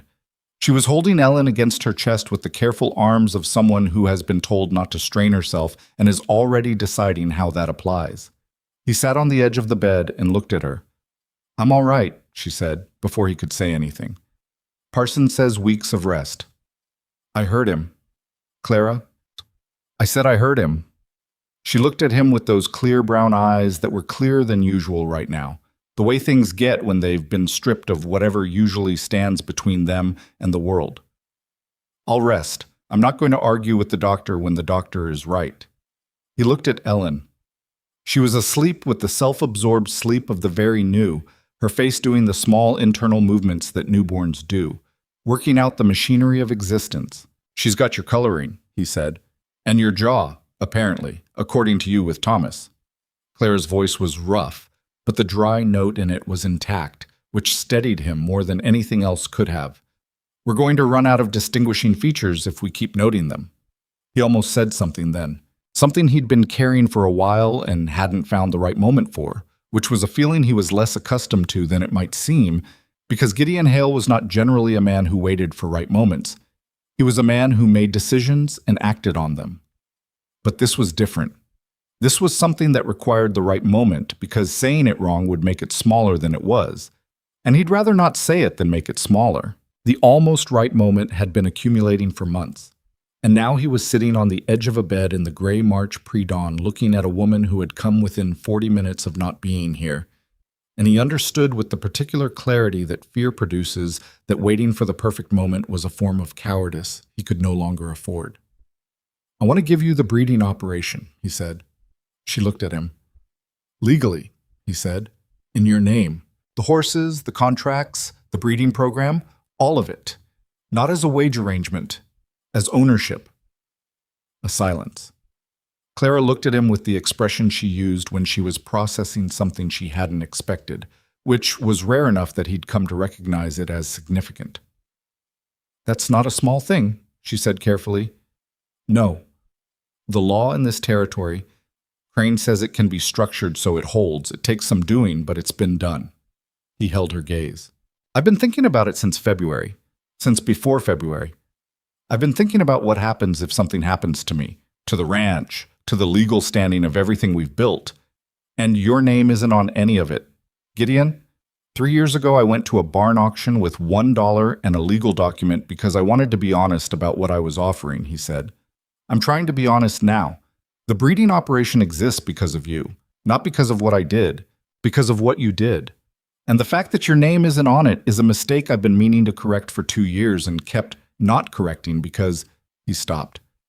Because? She said quietly. Because correcting it means saying out loud what it means, and saying it out loud means... He stopped again. Tried a different approach. I'm not good at this. I know, she said. Say it anyway. He looked at her, at the pallor, and the dark circles and the careful way she was holding Ellen, and the brown eyes that had always, from the first moment in that barn, looked at him with the particular directness of someone who is not going to let you get away with being less than honest. It means this isn't a partnership of convenience anymore, he said. It hasn't been for a long time, and I should have said that before now in some form or another, and I didn't because... He exhaled. Because the last time I thought something was built to last, it wasn't. And the time before that, it wasn't either. And I don't... He looked at his hands. I don't know how to trust that without putting it in writing. A long silence. Then Clara said, You wrote a legal document before you met me. Yes. You're writing another one now? Yes. That's how you say things, she said. It wasn't a criticism. It was the same tone she'd used 3 years ago when she'd said, That's what partnership is, identifying something accurately and letting the accuracy be enough. It's how I know to say them, he said.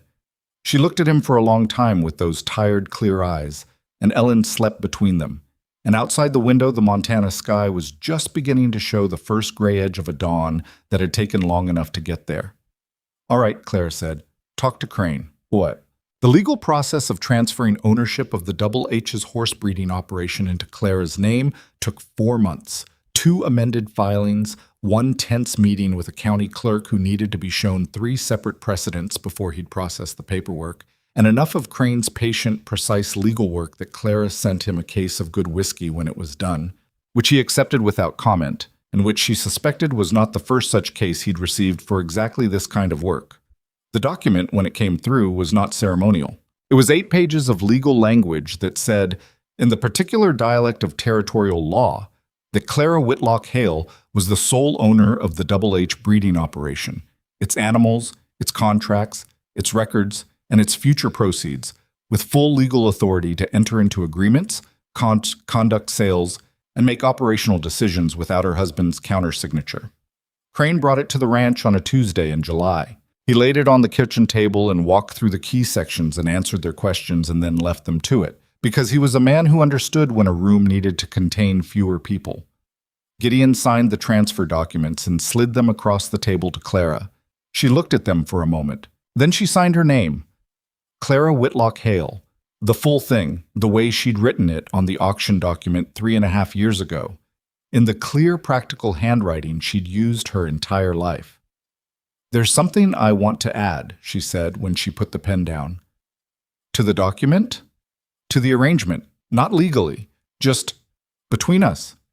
She looked at him across the table. "You own the land and the cattle operation. I own the breeding program. Everything we build from here, we build as equal partners with equal say." She paused. "Not because the document says so, because we decide it." Gideon looked at her. "We've been doing that," he said, "for a while now." "I know. I want to say it out loud anyway." She held his gaze. "Some things should be said." He almost smiled. It was the closest he usually got. A shift in the gray eyes, a slight relaxation of the lines around his mouth. The thing that happened to his face when something struck him as both accurate and slightly unexpected. "Fair enough," he said. Dale Sutter retired in October of 1891, which he did by simply announcing one morning over coffee that he was done and intended to spend the winter in Arizona and the rest of his time doing whatever he pleased. He said it without drama and without sentiment, and with the expression of a man who has been thinking about it for 4 years and is mildly surprised it took this long. Emmett Greer was 23 years old and had been running the training program for 2 years and knew every horse on the property by name and disposition. The question of who would replace Dale was not, in practice, a question, but Clara wanted to ask it properly. She sat down with Emmett in the tack room on a Thursday afternoon with the breeding records between them and said, "You know I'm going to offer you the foreman position." Emmett looked at her with the expression of someone who knows a thing but hasn't let himself believe it yet. "Yes, ma'am." "I want to know if you want it, not if you'll take it. If you want it, there's a difference." A pause.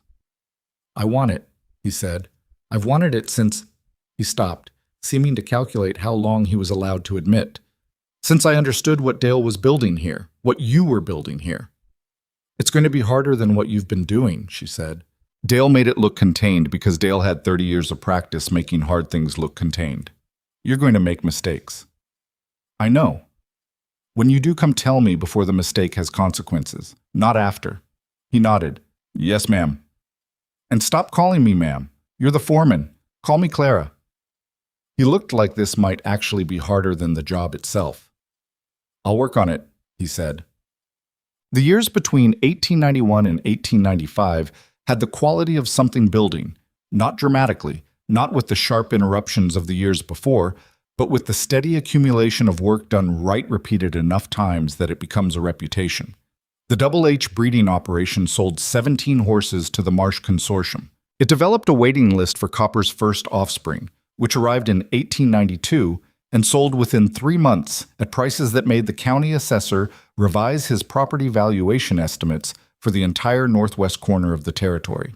It received a write-up in a livestock journal out of Chicago that Dale, who had come back from Arizona after 6 months and now lived in a small house on the north edge of the property and helped when he felt like it and declined to help when he didn't, read 3 times and said was accurate in most particulars. Thomas started school in 1894 at 5 years old, on the first day riding in the wagon with Clara with the expression of a child who has been told something is important and is applying himself to the importance of it with the focused seriousness that he'd gotten from both of his parents, and which manifested in him as an almost academic intensity toward whatever he was currently doing. He came home that first day and told Clara and Gideon at supper that there were 12 other children in the class, and he had decided that 3 of them were interesting and the rest he'd need more time with.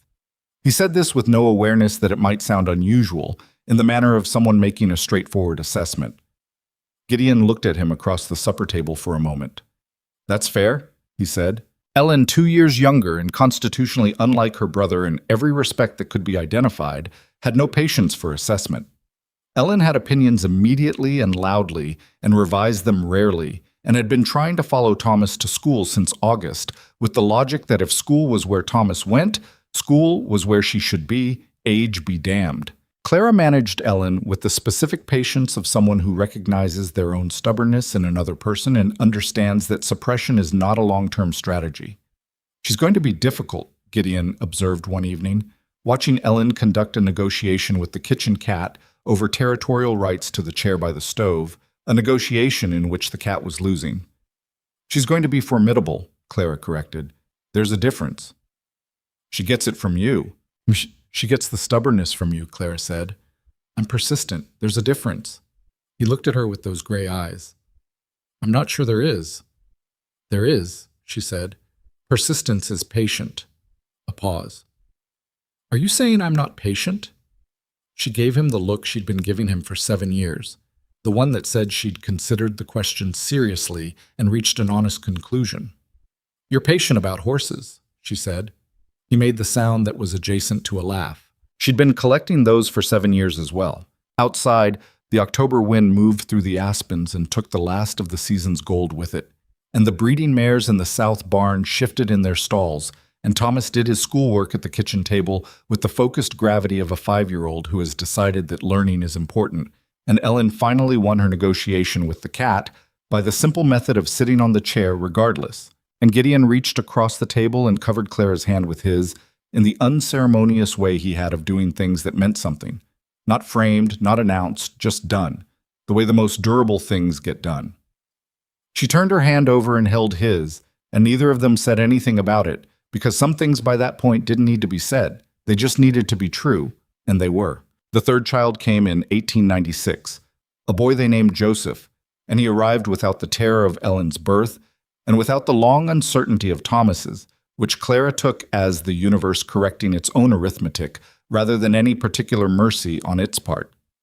Joseph was different from his siblings from the beginning in ways that took a few years to name.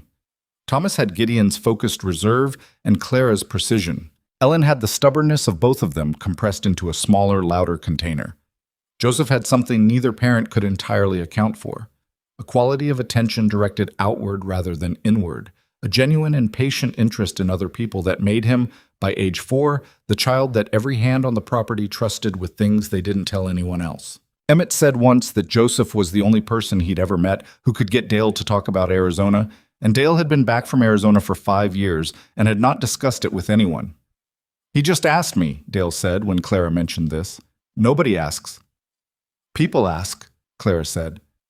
"People ask and then wait for what they actually want to talk about," Dale said. "That boy actually listens." It was true. Joseph listened the way certain people do, not politely, not as a performance of attention, but because he genuinely wanted to know what you were going to say next. It was a quality that would define him for the rest of his life, though none of them knew that yet. They just knew he was the child who came in from the barn with hay in his hair and 3 separate stories from 3 separate people and reported all of them with equal seriousness. By the time Joseph was walking steadily and Ellen was 7 and Thomas was 9, the double H had become something that required a different vocabulary than the one they'd started with. The breeding operation had outgrown the original South barn and expanded into a new facility that Emmett had helped design with the input of a builder from Bozeman and the very specific opinions of Clara, who had views about drainage and light and the minimum acceptable square footage per stall that the builder said were more informed than most of his professional clients. The cattle operation had stabilized at 1,000 head. The property employed 19 people, including 2 women, a development that had caused less controversy than Clara had expected, partly because both women were exceptionally competent, and partly because Emmett, who had grown into his foreman role with the same patient thoroughness he applied to the horses, had a talent for presenting things as obvious that other people were still deciding whether to accept. The Marsh Consortium had become a 10-year relationship. Reginald Marsh himself came out from St. Louis every other year, still wearing suits inappropriate to the climate, still conducting his evaluations with accountant's eyes, and had over the decade developed something that in a less reserved man might have been called affection for the operation, for the records, for the methodology, for the specific quality of animal the Double H produced. He told Clara in 1898 that the bloodline documentation she'd developed had become a model that 2 other operations in his supplier network had adopted. "That's gratifying," she'd said. "It's also your intellectual property," Marsh said, "which I should have mentioned several years ago and didn't, because it didn't occur to me that you'd care about the distinction." She'd looked at him. "Did you use it without attribution?" "We referenced the Double H, not you specifically." A pause. "I'd like that corrected going forward." "Of course," Marsh said, and she could see him recalibrating again. The same recalibration he'd done in 1890 when she'd told him she managed the breeding program. The adjustment a man makes when the category he's put you in turns out to be wrong. She'd seen it enough times by now to have a name for it. She called it, privately, the revision. The moment when someone who'd assumed one thing encountered enough contrary evidence to update. Some people never revised. Marsh revised, which was one of the reasons she'd maintained the relationship for a decade. Thomas turned 16 in 1905 and had by then the quality of someone who has been watching adults take things seriously his entire life and has decided to take his own things equally seriously. He ran the North Pasture's rotation schedule that summer with an efficiency that Emmett said was better than Dale's, which was the highest compliment available in the Double H's particular hierarchy of praise. He also, that summer, started corresponding with a professor of agricultural science at a university in Chicago. A correspondence that had started because Thomas had read an article in a farming journal that Clara subscribed to and had written a letter disagreeing with one of its conclusions. The professor had written back. The correspondence had continued for 8 months before anyone knew about it. Clara found the letters on a Sunday afternoon in August, not by snooping, but because Thomas had left them on the kitchen table with the absent-mindedness of someone whose interior life is sufficiently occupied that the exterior one gets neglected. She read the most recent letter, which contained a paragraph about Thomas's grazing rotation observations that the professor described as genuinely novel thinking for someone of any age. She put it back where she'd found it and waited until supper. "Professor Aldrich writes well," she said. Thomas looked up from his plate. A pause while he worked out what had happened. "The table," he said. "Yes." Another pause. Thomas had the particular response to being caught that he'd had since childhood. Not embarrassment exactly, more a rapid internal recalculation of what the situation now required. "I wasn't hiding it," he said. I didn't know what you'd think." "What did you think I'd think?" "That it was premature. Writing to a professor, disagreeing with published research." He looked at his plate. "I'm 16. Gideon, who had been eating quietly on Clara's left, said, "What was wrong with the article?" Thomas looked at him.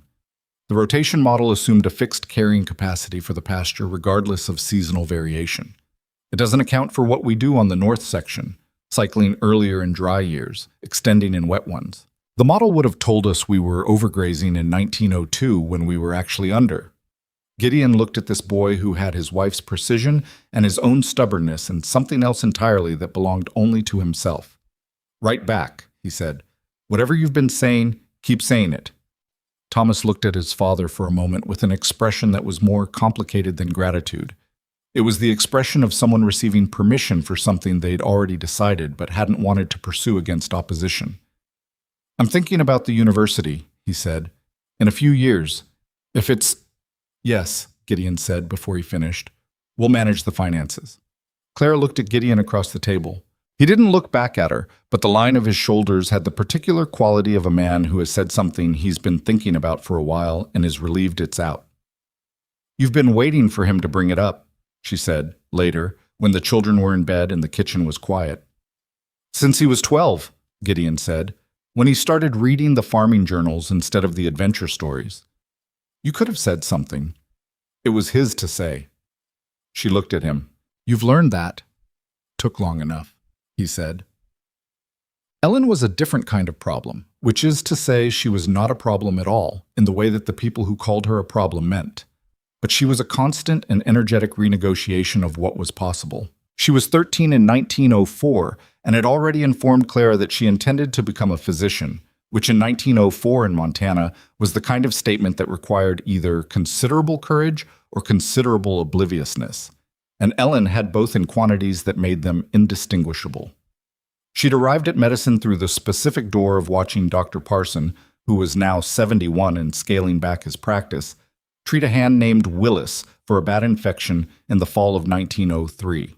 She'd been 12, and she'd walked into the treatment room without asking because she'd heard Willis crying and wanted to know why, and Parson, who had known Ellen since her birth and had learned early that telling her to leave produced more disruption than letting her stay, had let her watch, and then had answered her questions. And then, the following week, had found her in his office in town with a notebook and a list of additional questions that demonstrated she'd been reading his medical reference books, which he kept on a shelf in the waiting room because nobody usually touched them. Parson told Clara about this with the expression of a man who is not sure whether to be impressed or concerned and has landed on both. "She wants to apprentice with me," he said, informally, on her school days off. And Clara looked at him. "What do you want?" "I want to know if you'll allow it." "I'm asking what you want. You're the one who'd be teaching her." Parson was quiet for a moment. "I've been practicing medicine in this territory for 30 years, he said. "I have never had a student who asks the questions she asks, the quality of them." He paused. "I want to teach her everything I know. I also know what it means for a woman trying to go to medical school in this country, and I want to know that you understand what you'd be allowing her to want." Clara sat with that. The question was real. She knew what it meant. She'd lived a version of it, not medicine, but the same structural resistance, the same world arranged to make certain wants impractical, the same requirement to either reduce the want or fight the arrangement. She'd fought the arrangement. It had cost things. She'd never wished she hadn't done it, but she'd never pretended it hadn't cost things. "Let her learn," Clara said. "She'll fight the rest herself." Parson nodded. He had, she suspected, already known this was the answer and had asked as a formality, confirmation rather than consultation. "She's going to be extraordinary," he said. Not as a compliment, as a fact he'd assessed and verified. "I know," Clara said.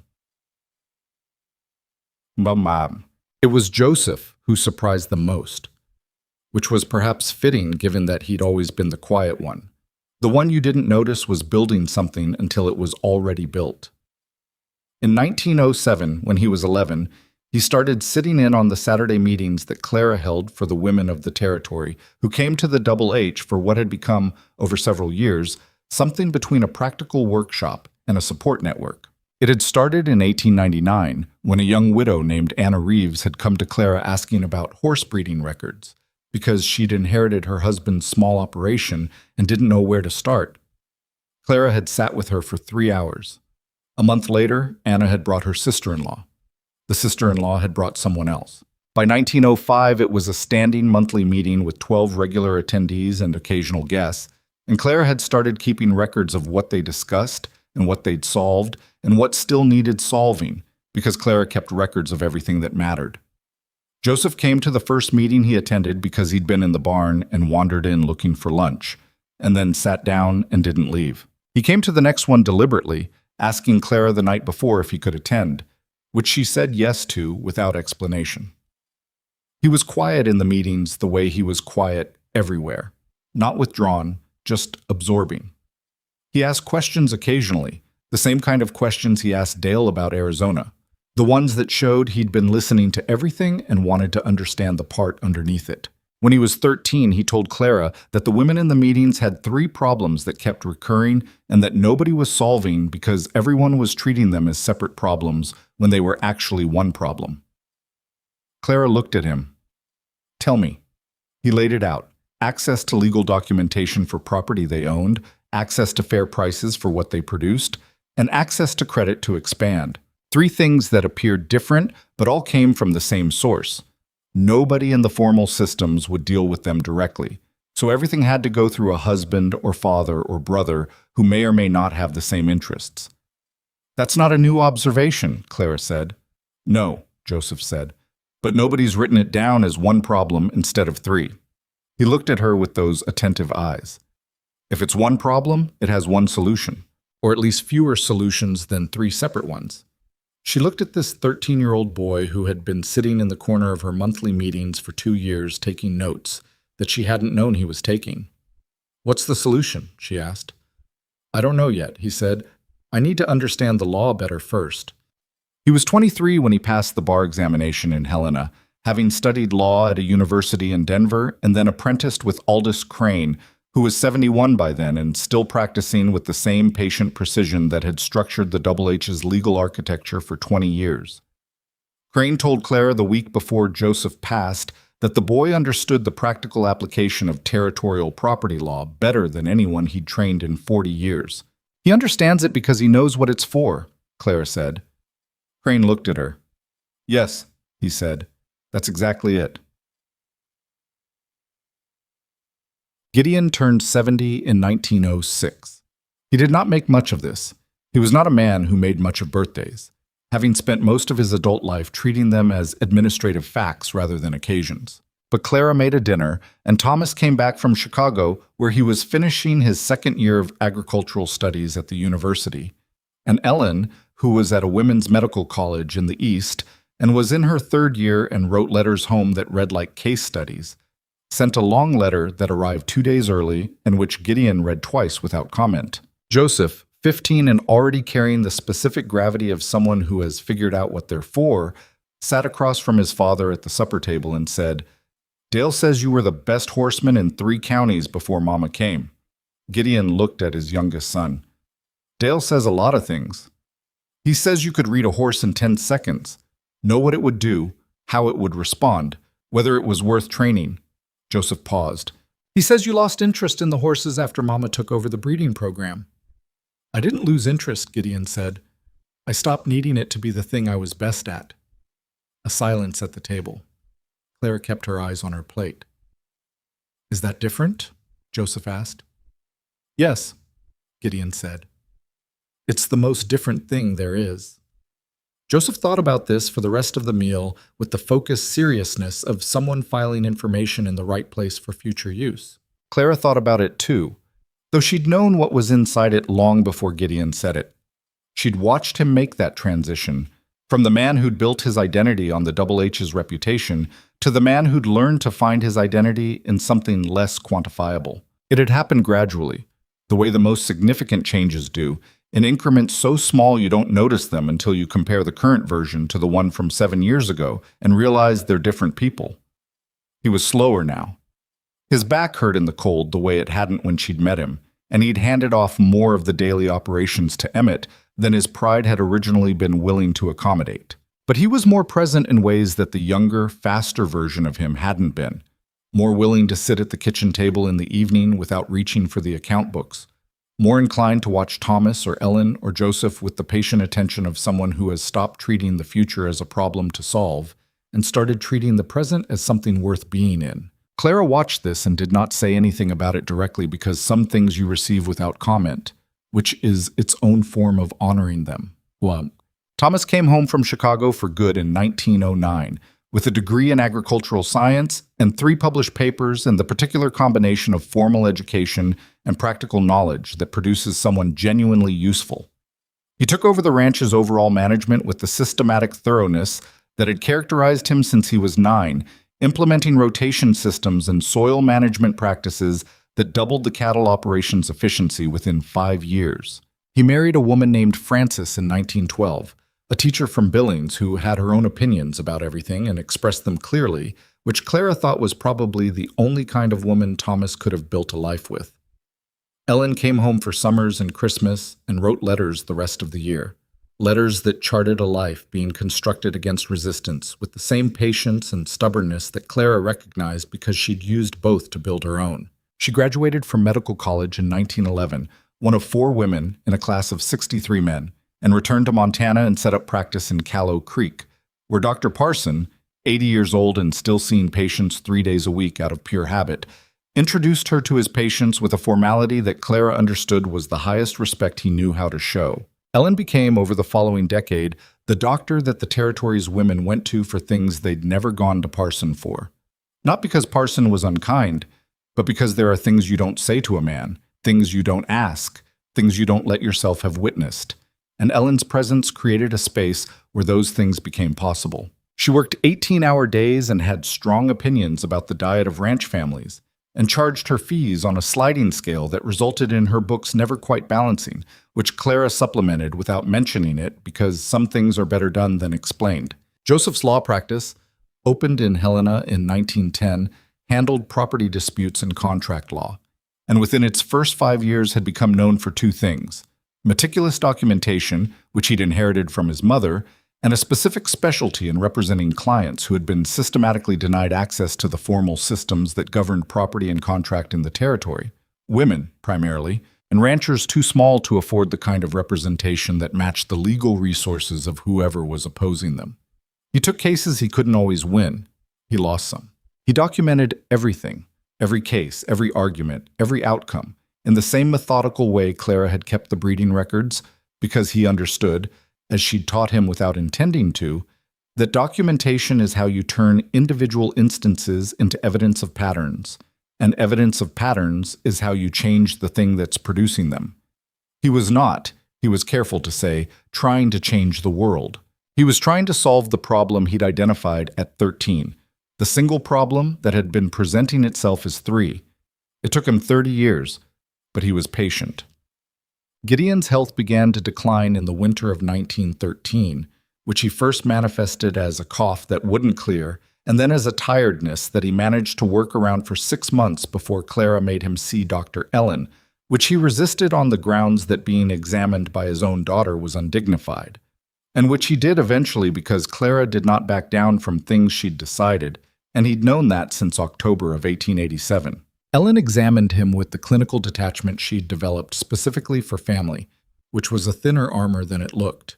She told Clara afterward, in the kitchen, that it was his heart, not an immediate crisis, but a weakening that had probably been progressing for years, and that placed limits on what he could and couldn't do going forward. "Does he know?" Clara asked. "I told him," Ellen said. "He asked 2 questions. One was whether he could keep riding." "What did you say?" "That he could ride carefully on flat ground with someone nearby." Ellen paused. "He accepted that." "What was the second question?" Ellen looked at her mother. There was something careful in her face, the careful look of a doctor delivering information to someone whose response she's already calculated. "He asked how long." Clara kept her expression neutral. "What did you tell him?" "That I didn't know. That it depended on a lot of things, and that the most important variable was rest and not pushing the heart beyond what it could manage." She paused again. He said, "Clara's not going to let me push anything." I told him that was probably true. Clara looked at her daughter, this formidable woman who'd walked into a treatment room at 12 years old with questions and had built a life out of the answers, and thought about what it cost Ellen to sit on the other side of a medical conversation with her own family. "You're all right?" Clara asked. Ellen's professional composure shifted slightly, the way it did when you addressed her as a daughter rather than a doctor. "I'm fine," she said. And then more honestly, "I will be." The 3 years that followed were not the diminished years that might be expected from a man who's been told his heart is weakening. They were something else, more deliberate, more present, more like the essential thing with the surrounding noise turned down. Gideon rode in the mornings on flat ground with Emmett nearby, on a calm bay mare named Grace, who was 12 years old and had a gait so smooth she could have carried a glass of water. He spent afternoons in the barn or at the kitchen table, or occasionally on the front porch in the late light with a cup of coffee going cold in his hand, doing the specific thing he'd never been good at and had gradually learned, being still without needing the stillness to accomplish something. He and Clara talked more in those 3 years than in any period before. Not about the ranch, though they talked about that too, but about the things that had sat between them for years without being named because the work had always filled the space where naming things would otherwise go. They talked about his first wife, Ellen, whose name their daughter carried, and what that marriage had been and what it hadn't. They talked about the auction in October of 1887 and what he'd actually been thinking, which turned out to be more complicated and more frightened than he'd been able to say at the time. "I thought you were the most self-possessed person I'd ever seen," he said one evening on the porch, with the late September light making gold of everything. "Sitting at the end of that bench watching the room like you were taking inventory." "I was terrified," Clara said. "I know that now. I was taking inventory because it was the only thing I could think of to do with my hands. Metaphorically." She paused. "I'd decided if I was going to be humiliated, I wasn't going to make it easy for them." "You said that once before, the first night." "I say true things more than once," she said. "That's not repetition. That's consistency." He made the sound adjacent to a laugh. She was still collecting them after 26 years because they still felt like something earned. "I want you to know something," he said. She waited. "When I went to that barn, I told myself I was being practical, that I needed a partner for the ranch, and this was a practical way to find one. The legal document, the $1, all of it." He was looking at the mountains, the way he usually was when he was saying something he'd been thinking about for a long time. "I told myself it was practical because I didn't know how to tell myself what it actually was." "What was it?" she asked. "Hope," he said. "The last of it, mostly. I'd been out of it for a while. I went because I thought if I put it in writing, made it formal, made it a contract instead of a feeling, then I wouldn't have to be afraid of it the same way." Clara sat with this for a moment. "Did it work?" she asked. "No," he said. "I was afraid of it anyway. The whole time." A pause. "I just did it while I was afraid." She looked at the mountains, too.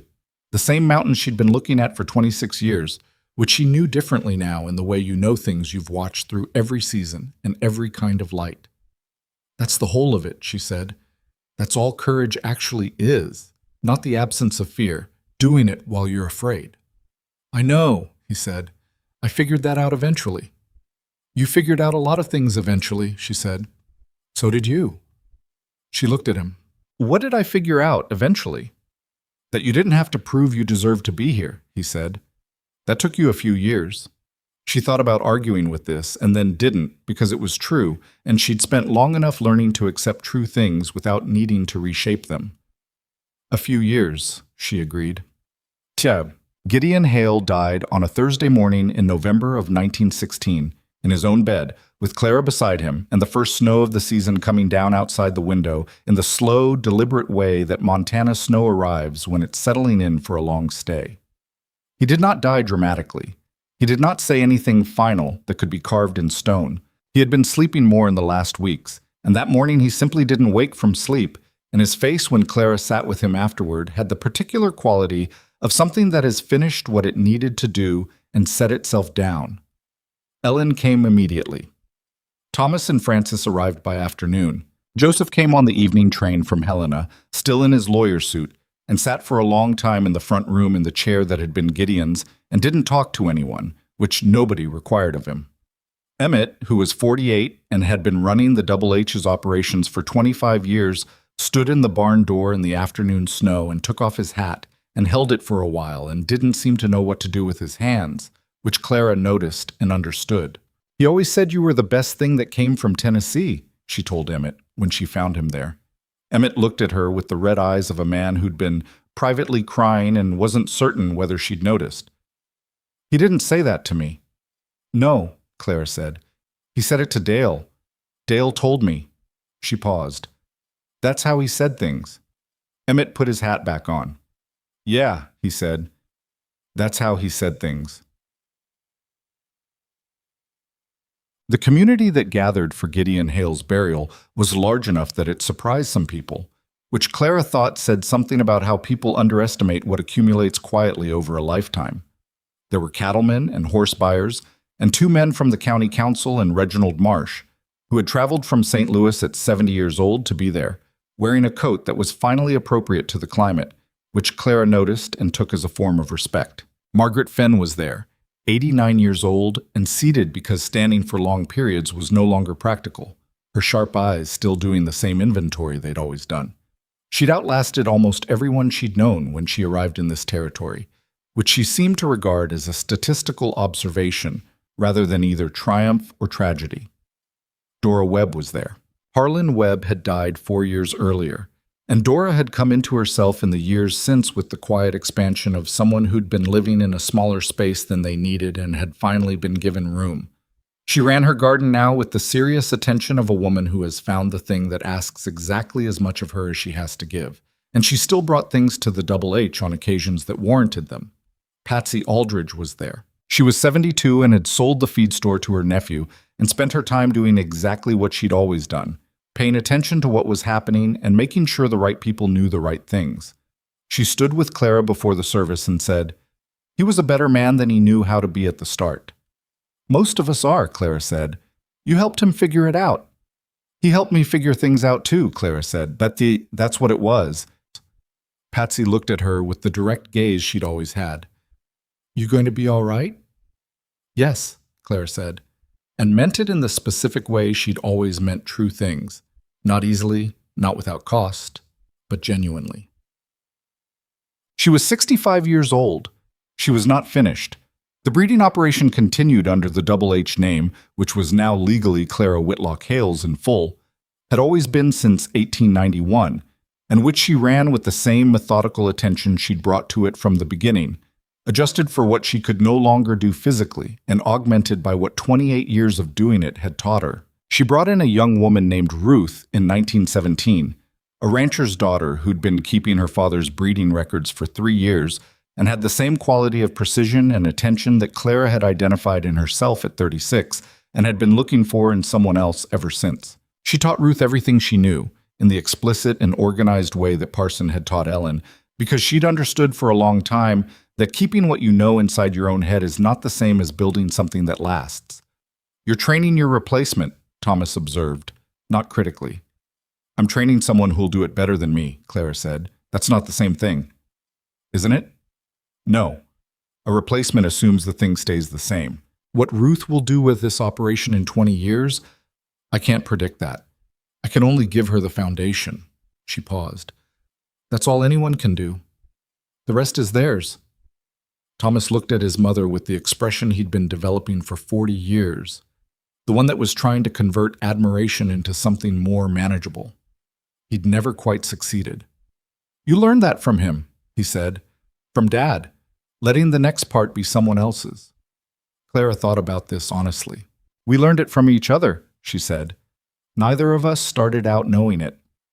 Joseph's work in Helena produced, in 1923, a legislative proposal regarding women's property rights in territorial contract law that passed after 2 sessions of debate and which was the single most direct response to the problem he'd identified at 13. It didn't solve everything.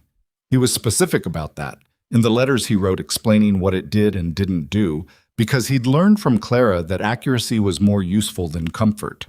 But it changed the structure of 3 specific barriers that had been operating as one problem, and it was built on 30 years of documentation, including records from Clara's monthly meetings at the Double H that Joseph had been keeping since 1907 without telling anyone.